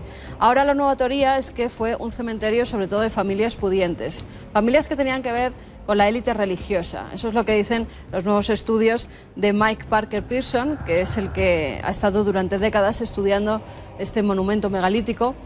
Y dice que ha estudiado 50.000 fragmentos de huesos. ¿Por qué 50.000 fragmentos y no huesos enteros? Pues porque la gente era incinerada y lo que queda son los restos que después de machacar los restos del cuerpo que quedaban, pues han quedado pequeños fragmentos. ¿Qué ha sabido con eso? Que allí hay enterrados hombres, mujeres y niños, incluso recién nacidos. Ha encontrado pequeños huesecitos de niños pues, que murieron a muy temprana edad. Estamos ante, por tanto, un templo antiquísimo, miles de años, más allá de la cronología incluso de las pirámides, que quizá fue un centro de vida y de resurrección. Creencia en el Se más cree allá. que fue primero un cementerio hace 3.000 años antes de Cristo. Es la fecha que dan como novedad. Antes decían que era mucho más joven, pero en cambio ahora 3.000 antes de Cristo por la datación que han hecho de los huesos. Se están haciendo en este momento exámenes de ADN para comprobar si verdaderamente esos huesos tenían alguna familiaridad. Es decir, si pertenecían a un clan en concreto, porque creen que sí. ¿Y por qué creen? Tienen indicios de que sí, que pertenecían a una élite religiosa, porque han encontrado una especie de taza donde se ponía el incienso y creen que eso pues era una especie de ritual que llevaban entre los familiares.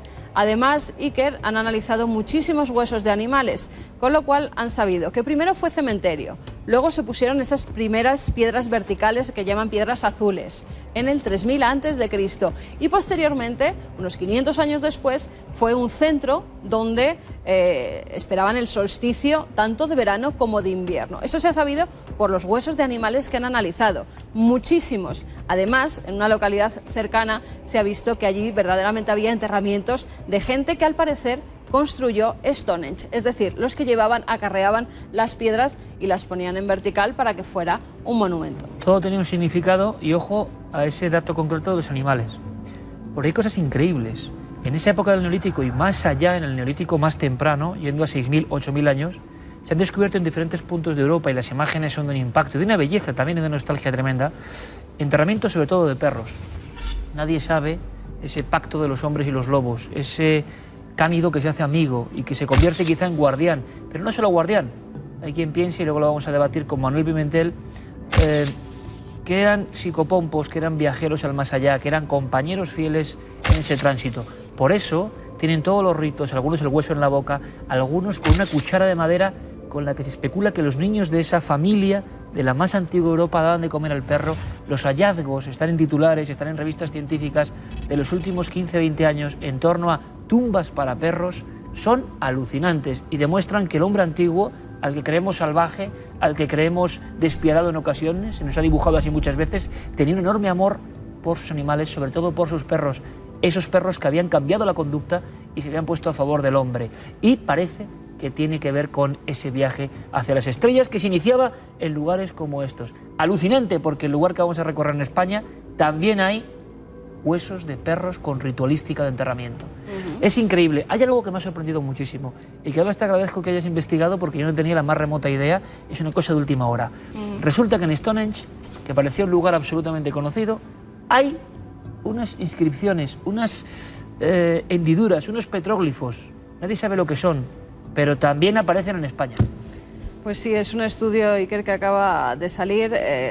Por primera vez en la historia, Stonehenge ha sido escaneado con una especie de máquina que han hecho es profeso para estas piedras. ¿Por qué? Porque querían en cierta forma estudiar sus relieves en 3 dimensiones. Por eso ahora podemos ver perfectamente estas imágenes. Algunas sí que es cierto que se podían ver a simple vista, ya las habían observado. Parecían como marcas que habían hecho allí los canteros, por llamarlo de alguna forma, los constructores, los que elevaron esas piedras para ponerlas en vertical. Canteros miles de años antes de las catedrales y el medievo, ¿no? Efectivamente. Y lo han tomado como eso, estas marcas que parecen pues seres con los brazos en cruz. Ellos dicen que son hachas, es la marca del cantero, como en muchas iglesias vemos, en muchos monumentos en nuestro país, pues sería la marca del cantero de la antigüedad, aunque Patrimonio Inglés dice que esto puede tener que ver con los enterramientos y con el más allá. De cierta forma, las personas que había enterradas justo debajo de esas piedras, pues era una marca para decir aquí falleció, aquí se enterró a tal persona. Y más que marca, simplemente en el análisis de la historia rupestre española, por ejemplo, sabemos que hay un momento en que el hombre antiguo va comprimiendo el dibujo, que no es muy habitual, antropomórfico, acaba siendo el típico muñeco que dibujamos todos de niños, y en cierto momento de la historia, en este momento de la historia, ese muñequito se convierte en una cruz, a veces con cierta protuberancia en la cabeza. Y eso que vemos como una cruz, como si fuera arte abstracto de hace milenios, es un hombre. ¿Qué hacen los hombres en ese lugar de enterramiento marcados en la piedra? Seguramente es un retrato, ¿por qué no?, de la transmigración de las almas, de la idea que ellos tenían.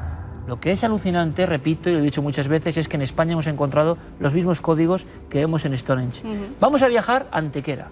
Allí, aunque no es muy conocido, están los mejores dólmenes, dicen, de todo el mundo. Y no hay tantas cámaras, no hay tantos estudios. Por fortuna sí hay arqueólogos que siguen paso a paso pacientemente intentando saber si esas piedras también hablan. Verán, experimentos de sonido, inscripciones extrañísimas, esqueletos mucho más completos que en Stonehenge y también enterramientos de perros. Además, por si faltaban pocos elementos, coordenadas solares, solsticios, tiempos, cosechas, estrellas y piedras. Todo eso en España, sin ir muy lejos. Vamos a buscar ese poder mágico de los primeros templos, los dólmenes.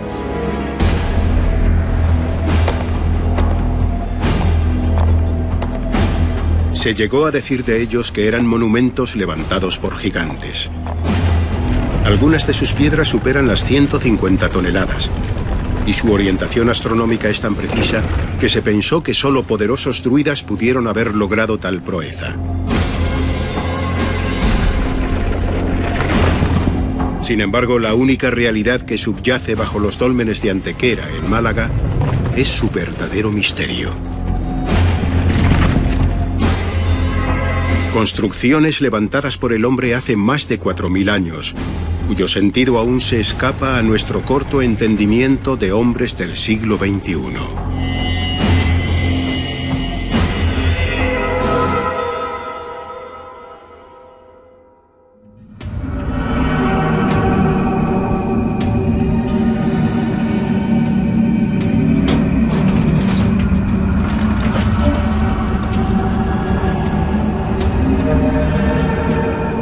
Es muy fácil, claro, decir que son monumentos funerarios, ciertamente, son monumentos funerarios, pero son monumentos funerarios cargados de significación mágica. Y al mismo tiempo, bueno, pues el sentido del dolmen es impedir, con esa techumbre de piedra, impedir que la parte material del ser humano se vaya con él a las regiones de ultratumba, al más allá, a las zonas del espíritu.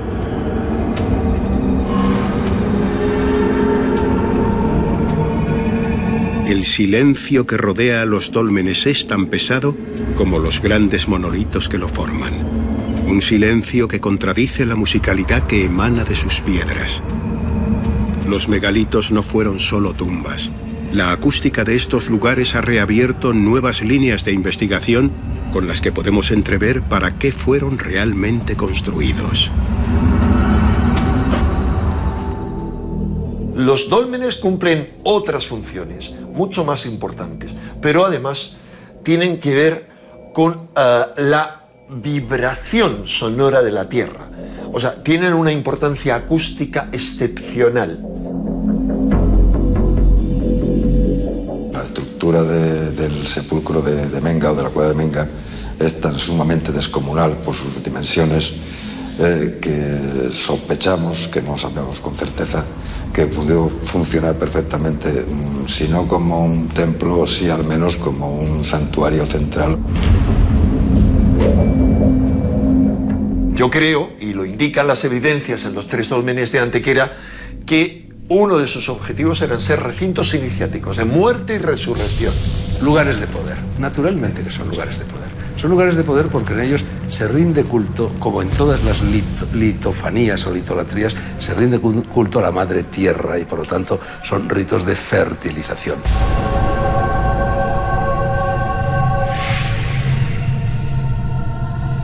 En ocasiones el cuerpo era sustituido por un objeto mágico, un hacha de piedra, cubierta con el mismo ocre rojo con el que se bañaba a los muertos para devolverles la vida, podía servir de sustituto del difunto.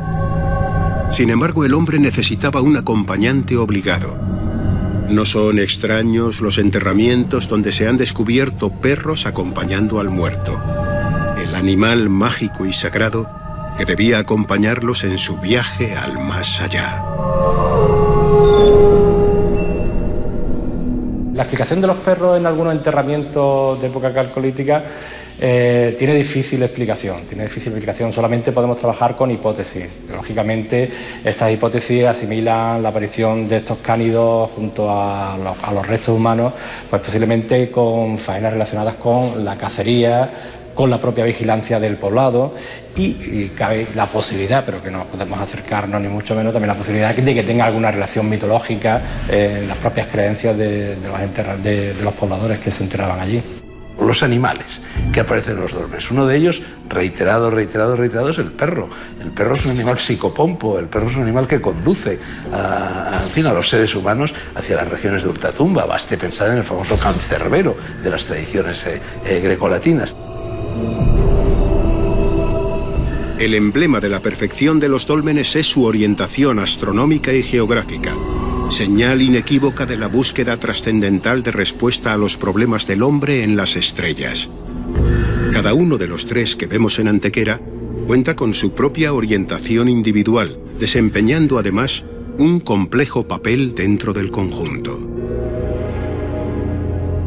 Tiene una orientación noreste y está orientada hacia un punto geográfico como es la Peña de Enamorados, donde se ha encontrado que, curiosamente, esa orientación llega a una pequeña cueva que se llama Cueva de Matacabra, donde hay pinturas rupestres esquemáticas de la misma época que Menga. Trazando un eje visual, un eje en línea recta, se unirían pues los tres los 3 dólmenes. El orden sería Viera, Menga, El Romeral y el abrigo de Matacabras en la Peña de los Enamorados.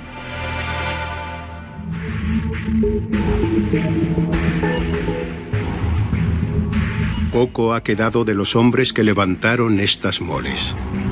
Apenas contamos con la huella de los utensilios y herramientas que usaron.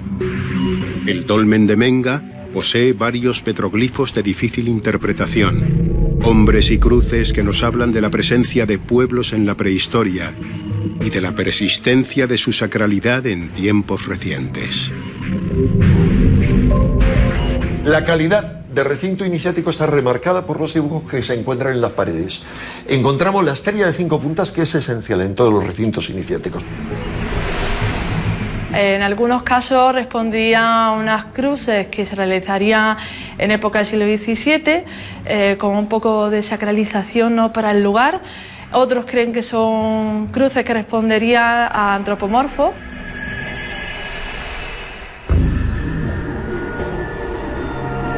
Los dólmenes de Antequera cuentan con bloques de piedra que sobrepasan la razón humana.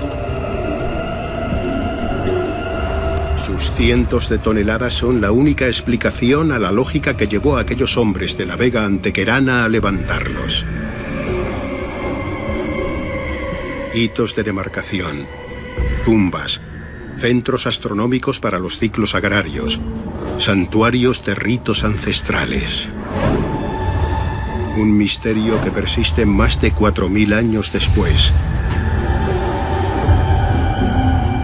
Y que nuestra avanzada tecnología es incapaz de llegar a comprender.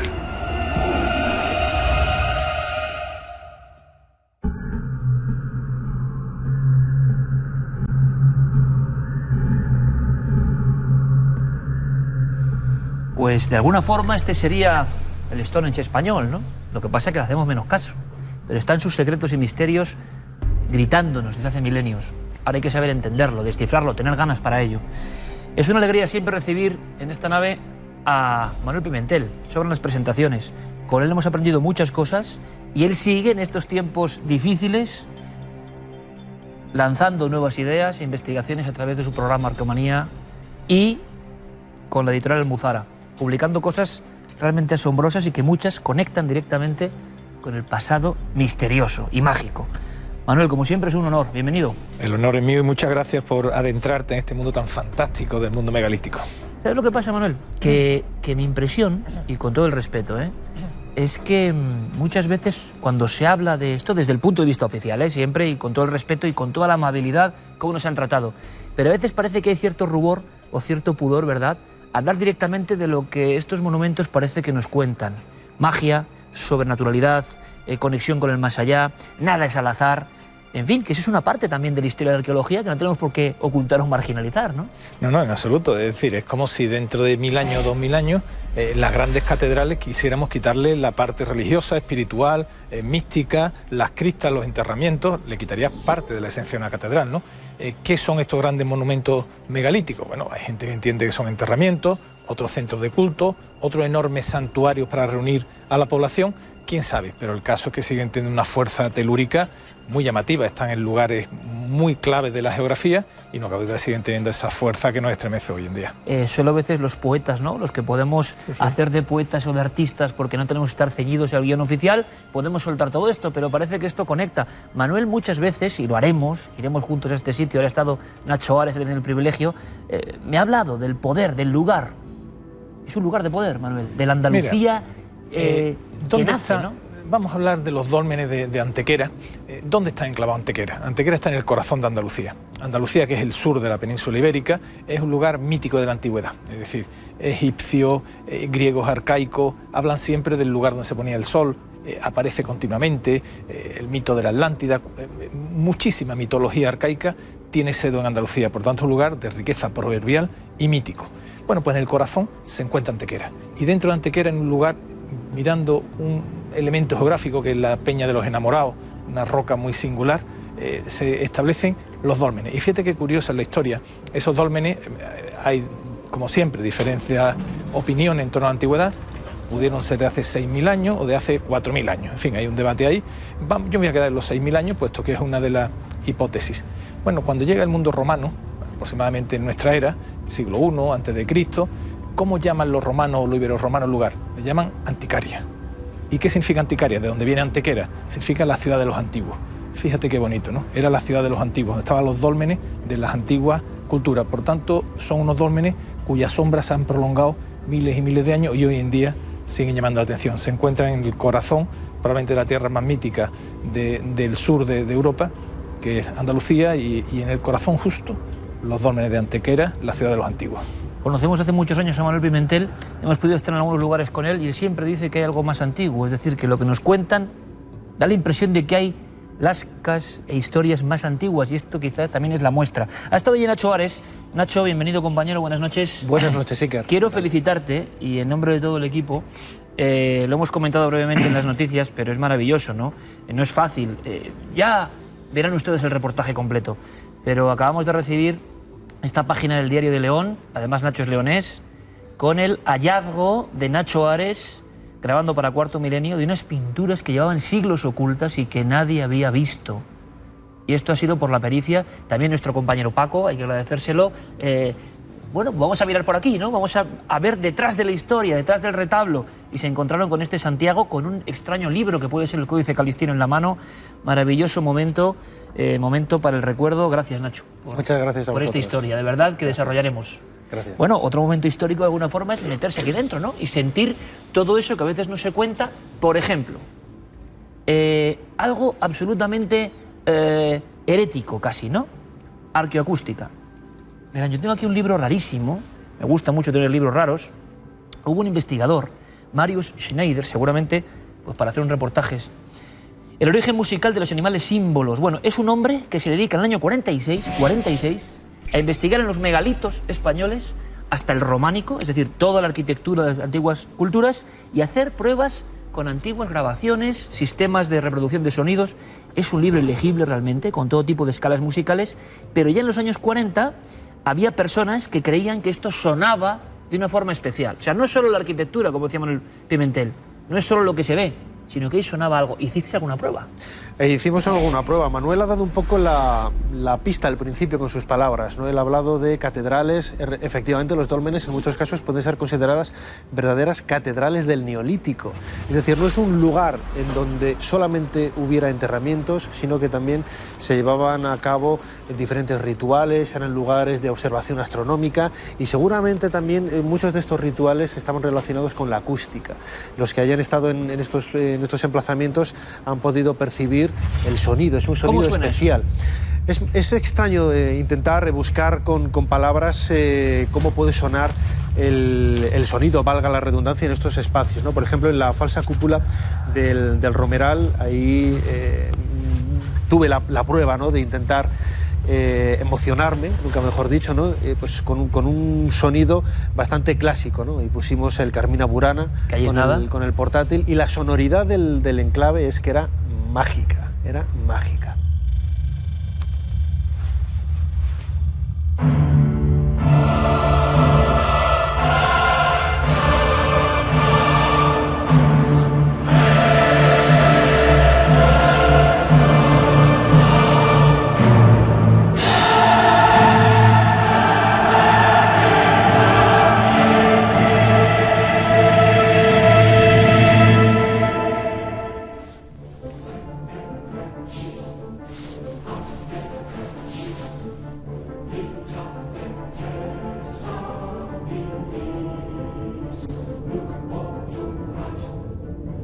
La sonoridad se mantiene en esas piedras que durante miles de años ha mantenido pues esa energía que seguramente antiguos chamanes, hace pocas semanas hablábamos de ellos eran los que canalizaban estas energías para el pueblo en general, ¿no? Hablamos, por lo tanto, de lugares donde sí hubo ritos, esos ritos tuvieron que sonar de cierta forma. Quién sabe si esos cánticos de alguna manera en salmos quedan ahí, ¿no?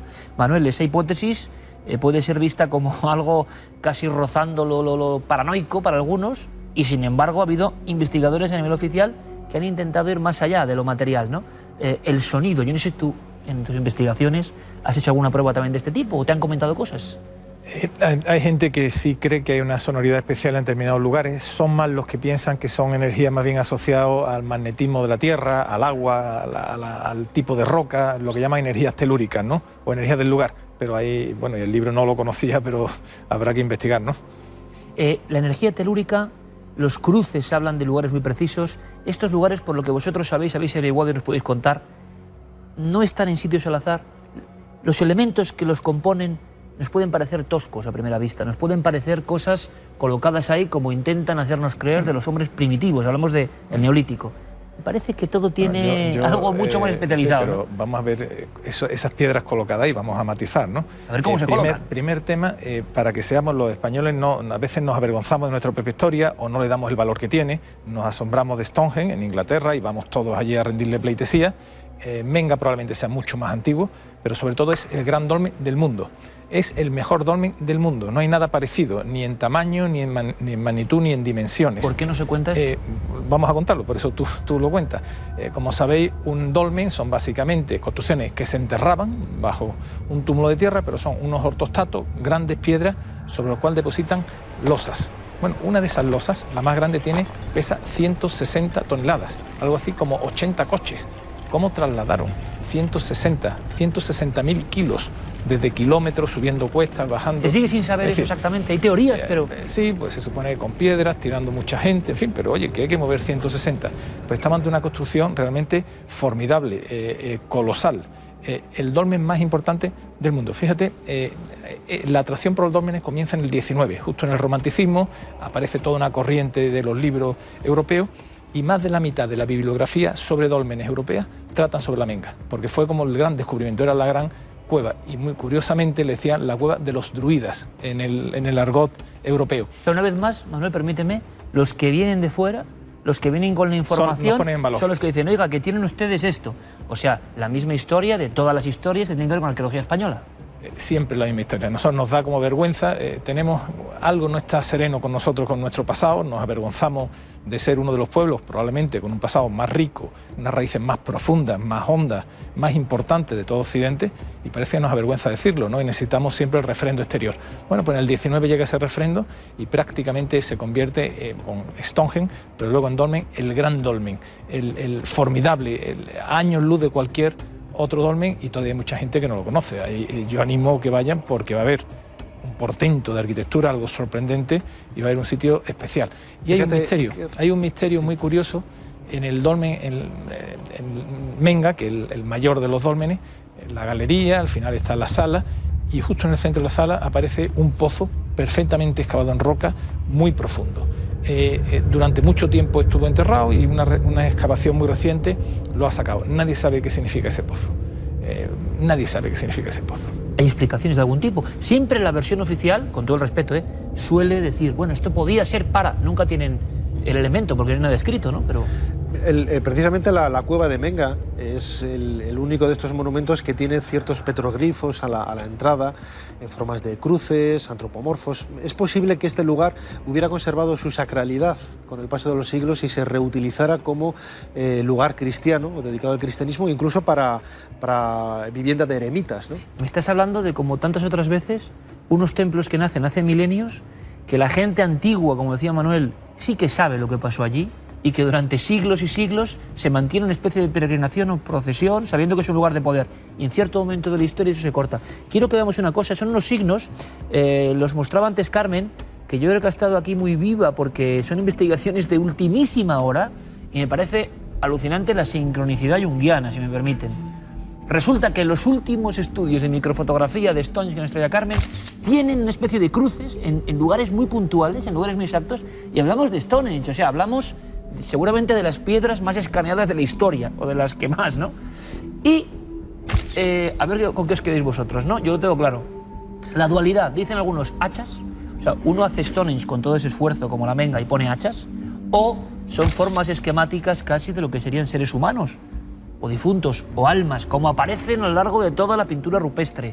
Y curiosamente, Nacho, hay cierta conexión con lo que aparece también en los dólmenes de Antequera. En efecto, yo creo que viéndolos así a primera vista parecen representaciones muy esquemáticas de antropomorfos. Hay que pensar que Stonehenge, al igual que la mayor parte de los dólmenes que han llegado hasta nosotros, nunca perdieron esa función funeraria, es decir, aparte del lugar de enterramiento, como hemos comentado antes, utilizando grandes bloques, como las grandes pirámides, ¿no? Durante estas semanas preparando el reportaje lo recordábamos, ¿no? Que siempre que nos vamos a hablar de grandes bloques pensamos únicamente en las pirámides y, como acaba de comentar Manuel, más de 150 toneladas en la cueva de Menga, ¿no?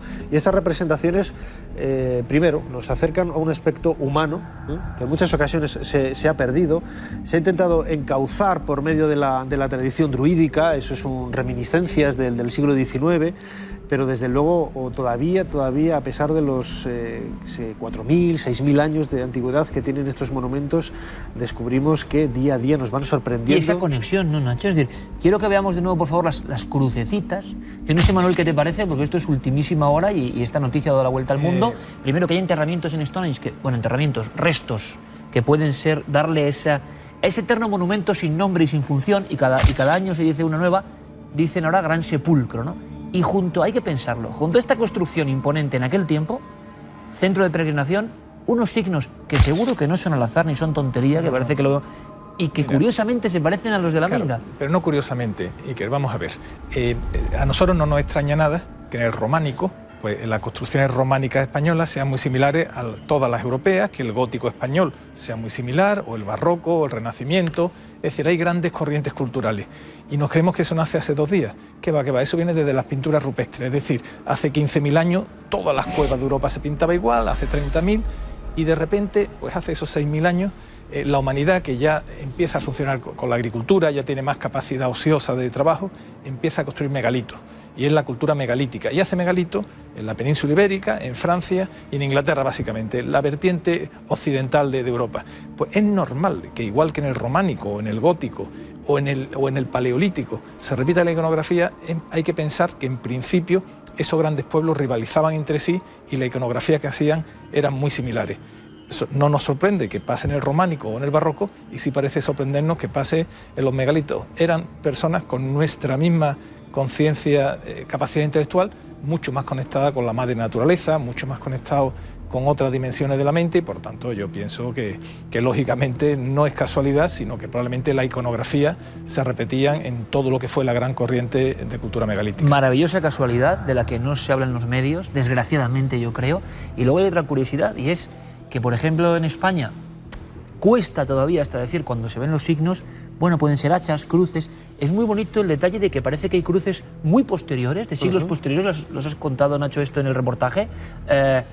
Es decir, una idea del cristianismo, de culturas posteriores, pero que dejan su marca en el lugar, como hacían en las cuevas rupestres, ¿no? Diferentes culturas y grupos humanos durante milenios marcando los mismos lugares. Pero en España, por ejemplo, vean esta forma, es muy curiosa, ¿eh? Uno puede ver un hacha, un clavo, claro, depende de la visión, o puede ver lo que es un esquema de un hombre, porque en la pintura esquemática llegan casi picasianamente a la abstracción total, y hacerlo como un esquema. ¿Qué podrá haber en un lugar tan sagrado y tan de poder? ¿Un hacha o un difunto? Ustedes piensen, ¿no? ¿Para qué es el lugar lo importante que era para ellos? En España todavía cuesta decirlo, y lo vemos incluso en los especialistas, pueden ser hachas, antropomorfos, y curiosamente en Stonehenge, sin ningún rubor, dicen que creen que son marcas que tienen que ver quizá con cada difunto que esté enterrado, porque sabemos ahora que también en estos dólmenes andaluces había enterramientos. Es curioso que a medida que estos monumentos se van reutilizando, sabemos que, por ejemplo, los dólmenes de Antequera, pues hasta el siglo XVII, XVIII, por esa sacralidad que mantenían, se siguieron utilizando como tal, se mantuvo ese uso, pero se perdió el significado original que tenían. Es decir, los pobladores de Antequera de hace 2-3 siglos sabían que eso era un lugar sagrado. No sabían por qué, pero lo seguían reutilizando, ¿no? Que es quizás otro elemento bastante interesante en desde este punto de vista, ¿no? Como la investigación quizás podría ahondar un poco más en cómo nuestro propio sustrato humano es capaz de saber leer entre líneas esos elementos de la naturaleza que poco a poco se han ido perdiendo y que no sabemos por qué, pero casi son tangibles, ¿no? Los podemos coger, los podemos leer, no los podemos entender como personajes totalmente planos del siglo XXI, pero hace 2-3 siglos ellos lo entendían. Sabían. Así. Estamos en un momento donde la historia cambia de raíz. El neolítico, ¿no? Para algunos fue un mal cambio. Dicen, como ahora. como ahora. La gran revolución fue el Neolítico y ahora probablemente estemos entrando en otro periodo de gran revolución, como ahora.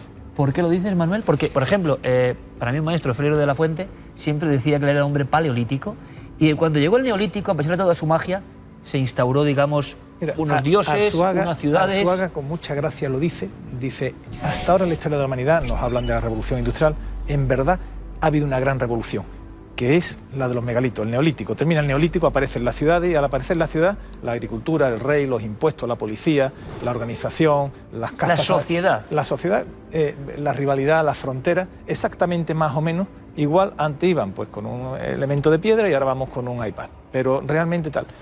Y ahora está cambiando y ahora probablemente estemos adentrándonos en otra gran revolución. No sabemos cuáles van a ser nuestros dólmenes, no sabemos cuál va a ser nuestro gran símbolo, pero sí es verdad que hasta ahora la gran revolución de la humanidad fue el Neolítico. Menga puede ser uno de esos grandes símbolos de la gran revolución donde abandonamos la naturaleza y abordamos la ciudad, y ahora probablemente estemos iniciando ese periodo de cambio que no sabemos muy bien dónde nos conducirá, ¿no? Es el misterio del pasado y también del futuro, ¿no? Yo creo que disfrutamos muchísimo con Manuel, con Nacho, viajando a la historia, viendo pequeños retazos, de cada uno luego saque como siempre su conclusión, pero es verdad que todos sentimos cierto vértigo, lo estábamos hablando aquí mientras veíamos el reportaje, y a veces hay que volver la mirada, ¿no?, hacia los antiguos, y quizá tenían esos códigos que ya no sabemos ni entender, ¿no?, pero ahí están. Yo quiero agradecerle además a Manuel el hecho de que hemos hablado de Orce, ¿recuerdan? Hemos recordado a ese hombre que se adelantó a todos con el cráneo de un niño y ahora se ha descubierto un diente quizá de uno de los primeros europeos y estaba en Orce, Granada, y no se le hizo justicia. Y se dan cuenta, repetimos la historia con las personas, con los monumentos, con esa extraña vergüenza que tenemos cuando somos el museo de la antigüedad, evidentemente, uno de los grandes museos de la antigüedad. Y nuestra motivación y nuestra misión es contársele que nos sintamos orgullosos y que ojalá a partir de mañana muchas personas vayan a ver esos signos en esos dólmenes, ¿verdad? Se dejen llevar, ¿por qué no?, por las emociones y disfruten de algo más, como decía nuestro compañero Manuel, no solo de una arquitectura, de un espacio físico, sino de un espacio también mental e intelectual. Gracias, Nacho, como siempre, por todo, y nos vemos muy pronto en nuevas investigaciones. Muchas gracias. Compañero, gracias. Buenas noches. Manuel, que es un placer. Investigaremos sobre este extraño personaje también. Hubo grandes investigadores que enseguida se enamoraron de lo nuestro, eso está clarísimo, ¿no? Y que continúe la labor y la misión con Arqueomanía y con Almuzara y con todo. Muchísimas gracias. Gracias, Manuel. Yo creo que ha sido un bonito viaje, ¿verdad? Y un viaje que insufla, no sé, un poco de esperanza. Ahí estaban esas construcciones y sigue habiendo increíbles mensajes que conectan Stonehenge con el Stonehenge español, el gran dolmen del mundo, hay que conocerlo. Vamos a conocer otras cosas, vamos a otro tipo de prehistoria.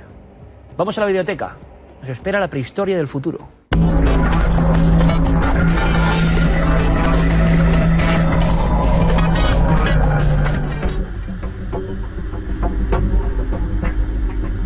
Conectamos con otro tipo de prehistoria, con la prehistoria del futuro. Así se llamaba uno de los programas más revolucionarios e innovadores de la televisión española de los 70. El director y presentador, todo un personaje, Luis Miratvilles, un hombre que era capaz de hacer una labor importante en el ámbito de inquietar y casi alucinar al público con las grandes interrogantes científicas, por ejemplo las espaciales, evidentemente. Hemos tenido noticias últimamente de Marte, ustedes ya lo saben. No queremos redundar porque parece que es la eterna cuestión que se repica en los medios una y otra vez, que si hay condiciones para la vida, que si las hubo, pero es como un quiero y no puedo, o una noticia que no se acaba de dar en toda su dimensión. Esa sensación de que en el espacio algo iba a pasar es muy lejana, es muy antigua. Verán, lo que vamos a ver son 60 segundos de esa prehistoria del futuro, una joya de esta biblioteca, de 1974. ¿Y por qué? No hablamos de Marte, hablamos de la Luna, que era el Marte de aquel tiempo, era el reto de aquel tiempo, pero un reto que había quedado marginado de repente. No se volvía a la Luna. Y esa pregunta, y ustedes lo saben muy bien, sigue estando muy presente en pleno 2013. ¿Por qué no hemos vuelto a la Luna? ¿Por qué entre el año 69 y el año 72 concentramos un sinfín de esfuerzo humano y 44.000 millones de dólares de la época? 44.000 millones de dólares en conquistar esa siguiente estación del espacio y no hemos vuelto. Bueno, pues Luis Miratvilles, en ese programa que tenía una audiencia fabulosa, hablamos de 15 millones de personas, intentaba demostrar al público que sí que había habido buenas cosas. Hay quien acusó a Miratvilles de ser un hombre muy oficial y que tenía que contar esto. Yo no lo creo. Pero él se esforzó en decir a los españoles que sí que había merecido la pena. Que esos 44.000 millones de dólares habían arrojado una serie de hallazgos importantes a nivel científico. Y hablaba de varios. El teflón, calculadoras más potentes, un sinfín de historias, pero una a mí me ha llamado la atención. ¿Y saben por qué? Porque no he vuelto a saber de esto. Unos experimentos, Luis consiguió imágenes que creo que son exclusivas y que no se han vuelto a ver desde mayo del 74 hasta ahora, que tienen que ver con el polvo lunar, con la pura tierra de la Luna. Pero ese polvo lunar, de alguna forma, interactuando con elementos vivos de la Tierra. ¿Y qué pasaba? ¿Qué alquimia surgía de ahí? Vamos a verlo y creo que es un momento de verdad impagable. Prehistoria del futuro, Luis Miratvilles, y el programa decía: ¿por qué hay que volver a la Luna? Otra aplicación, y esta extraña y curiosa para la que los científicos todavía no tienen una explicación, es la utilización del polvo lunar para los cultivos. Las plantas que crecen en cultivos en donde haya habido polvo lunar crecen más rápidamente y son más saludables que las que crecen en condiciones corrientes en un invernadero. Ven ustedes la experiencia. Los científicos, repito, todavía no se explican el fenómeno. Parece ser que el polvo lunar destruye las bacterias dañinas que afectan a los tejidos de las plantas. Cuando el enigma se haya aclarado, estos descubrimientos pueden, derivados directamente del programa espacial, desempeñar un papel muy importante para resolver el problema de la alimentación en el mundo. Como digo, también tuvimos a nuestro propio Carl Sagan. Era Luis Miratvilles, 1974. Y claro, la gran pregunta: ¿qué pasó con aquel fosfato milagroso? ¿Por qué crecían los vegetales de una forma exponencial cuando se les rociaba, parece increíble, con ese polvo traído de otro mundo, de la Luna? Nos recuerda esta historia a la del Valle de las Siete Luminarias, por ejemplo, en México, que quizá un día se lo contemos. Una serie de agricultores con una serie de compuestos, valga la redundancia, desconocidos, nunca dan la fórmula, todo natural, consiguen unos frutos como nunca se habían visto en la historia. Frutos gigantescos, frutos monstruosos incluso. Y el secreto lo mantuvieron. Parece que hay algunas reacciones en la naturaleza que son de verdad asombrosas, increíbles, pero nunca nada como esos experimentos. Hemos visto imágenes que son únicas. Desde luego lo desconocíamos por completo. Hubo una serie de inventos importantes traídos de nuestro satélite, pero de verdad seguía siendo un enigma esto de las pruebas con vegetales. ¿Qué pasó? ¿A dónde llegaron? ¿Qué conclusiones hubo? ¿Se infectaban los vegetales? ¿Era tóxico el polvo de la Luna? ¿O era el fertilizante soñado? Y si es así, ¿por qué, como todo lo que ocurre con la Luna, quedó en dique seco? Oscuridad, expedientes perdidos. Saben que las cintas de la Luna no se han vuelto a recuperar. Pues con esto ocurre lo mismo. Pero ahí teníamos a Luis Miratvilles, que 5 años después decía: hay que volver a la Luna. Nadie le hizo caso. Después de 1972, ustedes lo saben, el hombre no ha vuelto. Y uno, después de tanto esfuerzo, después de 44.000 millones de dólares, se pregunta ¿por qué? Y ahí nacen las teorías de la conspiración. Hemos puesto ya la vista en Marte. La Luna ha quedado a desmano. Es como la moderna autovía que deja a ese lugar entrañable fuera de camino. Y seguro que tiene secretos todavía interesantes para nosotros. El polvo lunar y los experimentos del 74, una muestra para reflexionar, ¿verdad? Continuamos reflexionando, con imágenes, no de la Luna, con imágenes digitales, imágenes de lo que ocurre aquí, con los pies en la Tierra, aunque a veces lo que aparece es realmente sorprendente y espectral. Vamos con fotos de Cuarto Milenio.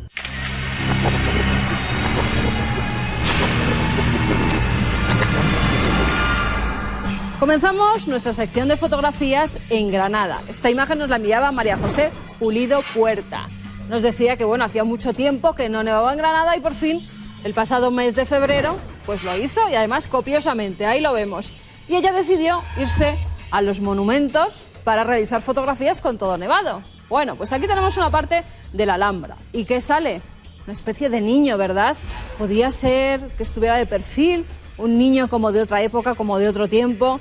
Ella nos dice, parece que tiene el pelo cortado de una forma antigua, la vestimenta no se distingue muy bien, incluso que parece estar abrazado, ahí lo tenemos, a una pelota. Bueno, pues en este caso hay que decirle a nuestra amiga que era un niño de verdad. Lo que pasa que por la luminosidad, por la luz que impactó en ese momento, pues no se ven muy bien los rasgos del pequeño, pero era un niño de carne y hueso, con lo cual tendríamos solucionada esta primera fotografía, aunque la imagen es muy bonita. Y nos vamos hasta Tenerife. Desde allí nos escribía Alex Arganda, que nos decía que qué podía ser esto que había salido en un parking. Él estaba haciendo una fotografía a una persona que estaba aquí sentada. La imagen es muy oscura, pero hemos ido aplicando filtros y verdaderamente sale lo que dice Guillermo León, que es una pareidolia. Aquí la tenemos. ¿Y qué ha originado este rostro con una nariz bastante prominente? Ahí la tienen. Pues el rostro lo ha generado nada más y nada menos que algo de humo. El humo de un cigarrillo, el humo de un tubo de escape, de un coche que estaba cerca, no lo sabemos. Eso, con el reflejo del flash, con la luz, ha generado este rostro. 2 fotografías, en este caso, solucionadas. Si tienen alguna fotografía extraña, si quieren que intentemos solucionar lo que se ve en ella, 2 vías de contacto. A través del correo electrónico cuartomilenio@4.com y nuestro apartado de correos 18189 con el código postal de Madrid 28080.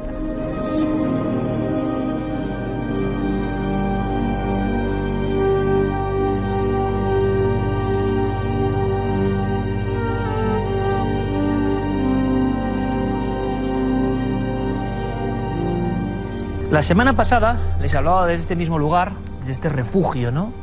Situado encima casi de lo que es la nave del misterio, de la mesa central, sobre los niños, su conexión con el otro lado, tantas veces hemos hablado de eso, ¿no? Y sobre todo de cómo los mayores, que era la gran preocupación, les extirpábamos todo ese material, creo que fundamental para la vida, para la comprensión de la auténtica vida en su hondo misterio. Como tuvo su eco y su repercusión, digo, pues vamos a seguir por esa vía, ¿les parece? Pero en otro sentido, van a ver. Hace poco llegaba hasta mis manos un libro muy interesante, como los que suele hacer, por cierto, la editorial Atalanta, que es una pequeña editorial que hace trabajos increíbles, en este caso La imagen del mito, muy especializados, de Campbell, uno de los grandes filósofos orientalistas, investigadores de lo hondo del misterio desde el punto de vista científico, histórico, antropológico.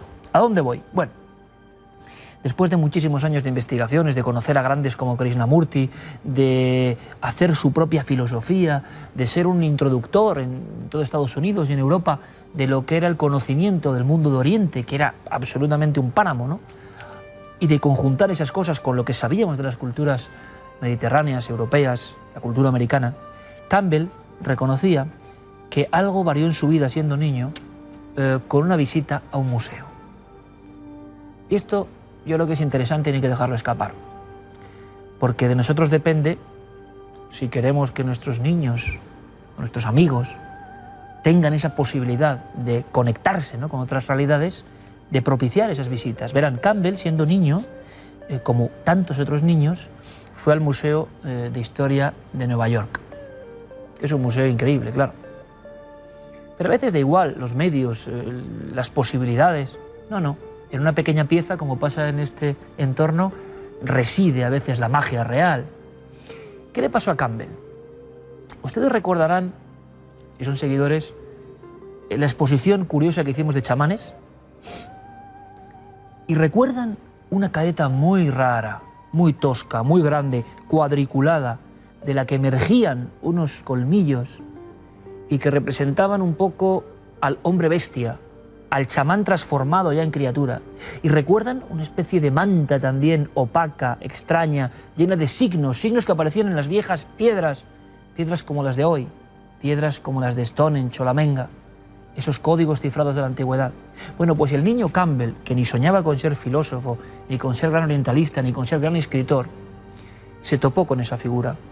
Dentro de los mitos, del apartado que había en aquel museo sobre los mitos de los indios navajos y de las tribus ya del norte de América hasta el Yukón. Algo ocurrió. Él dice que notó que su alma se insuflaba, que aquello le comunicaba algo. No estoy hablando de espiritismo, de alucinaciones, ni de... No, simplemente sintió la magia en ese momento. Sintió que aquello era sumamente interesante. Sintió que aquello tenía alguna verdad a la que los hombres no hacían caso.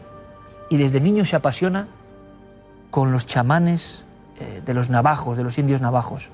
Y empieza a investigar desde muy joven. Y sigue siendo un niño absolutamente normal, pero su pasión son las tribus americanas que prácticamente ya no existían cuando él fue a ese museo.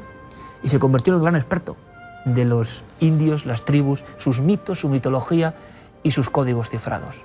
Y luego viaja a Oriente, porque al final el mundo está interconectado por la magia, y descubrió y nos descubrió a los grandes filósofos y pensadores de culturas que llevaban enterradas milenios. O sea, este hombre, Campbell, hizo una gran labor que empezó por la mañana que junto a sus padres se quedó mirando muy fijo a una vitrina donde había un chamán. No hay que desmerecer el poder que tienen los objetos mágicos y sobre todo si son bien contados, si se produce esa magia, esa alquimia. Y no es sencillo, pero hay que intentarlo. Hemos visitado hoy un lugar en España, La Menga, el dolmen de La Menga. Seguramente no es lo mismo ir con un niño y contarle solamente lo oficial, ¿no? Contarle solamente lo que viene en los pesadísimos libros muy serios y doctos y necesarios de arqueología. Si al niño les contamos cosas como hemos contado hoy, de los perros y el viaje al más allá, de las inscripciones todavía por resolver, de cómo esas piedras hacen un puzzle con el sol y las estrellas, de lo importante que eran esos bloques impresionantes para los que fuimos nosotros mismos, los españoles de hace milenios, de los enterramientos y su sentido. Seguramente ese niño, en ese entorno, es posible, sienta la llamada de algo. Se puede convertir en vocación arqueológica, se puede convertir en vocación por el arte, por la escritura, por la historia, por el pasado, pero tenemos la oportunidad, creo yo, de que ese niño tenga una apertura a un mundo que no es el convencional, que no es el habitual. Si ustedes indagan en grandes figuras de artistas, escritores, filósofos, pensadores, verán que en su infancia hubo ese tipo de encuentros. Un encuentro que para los demás fue normal, una figura más, una piedra más, un paisaje más. Como decimos, depende de la mirada, no de lo que está delante. Y la mirada del niño hay que conservarla, hay que potenciarla y hay que intentar, ¿por qué no?, fomentar esos encuentros con lo desconocido. Yo pienso así, pero lo que piense yo no es importante. ¿Y ustedes? ¿Qué es lo que piensan? Hasta dentro de 7 días, amigos.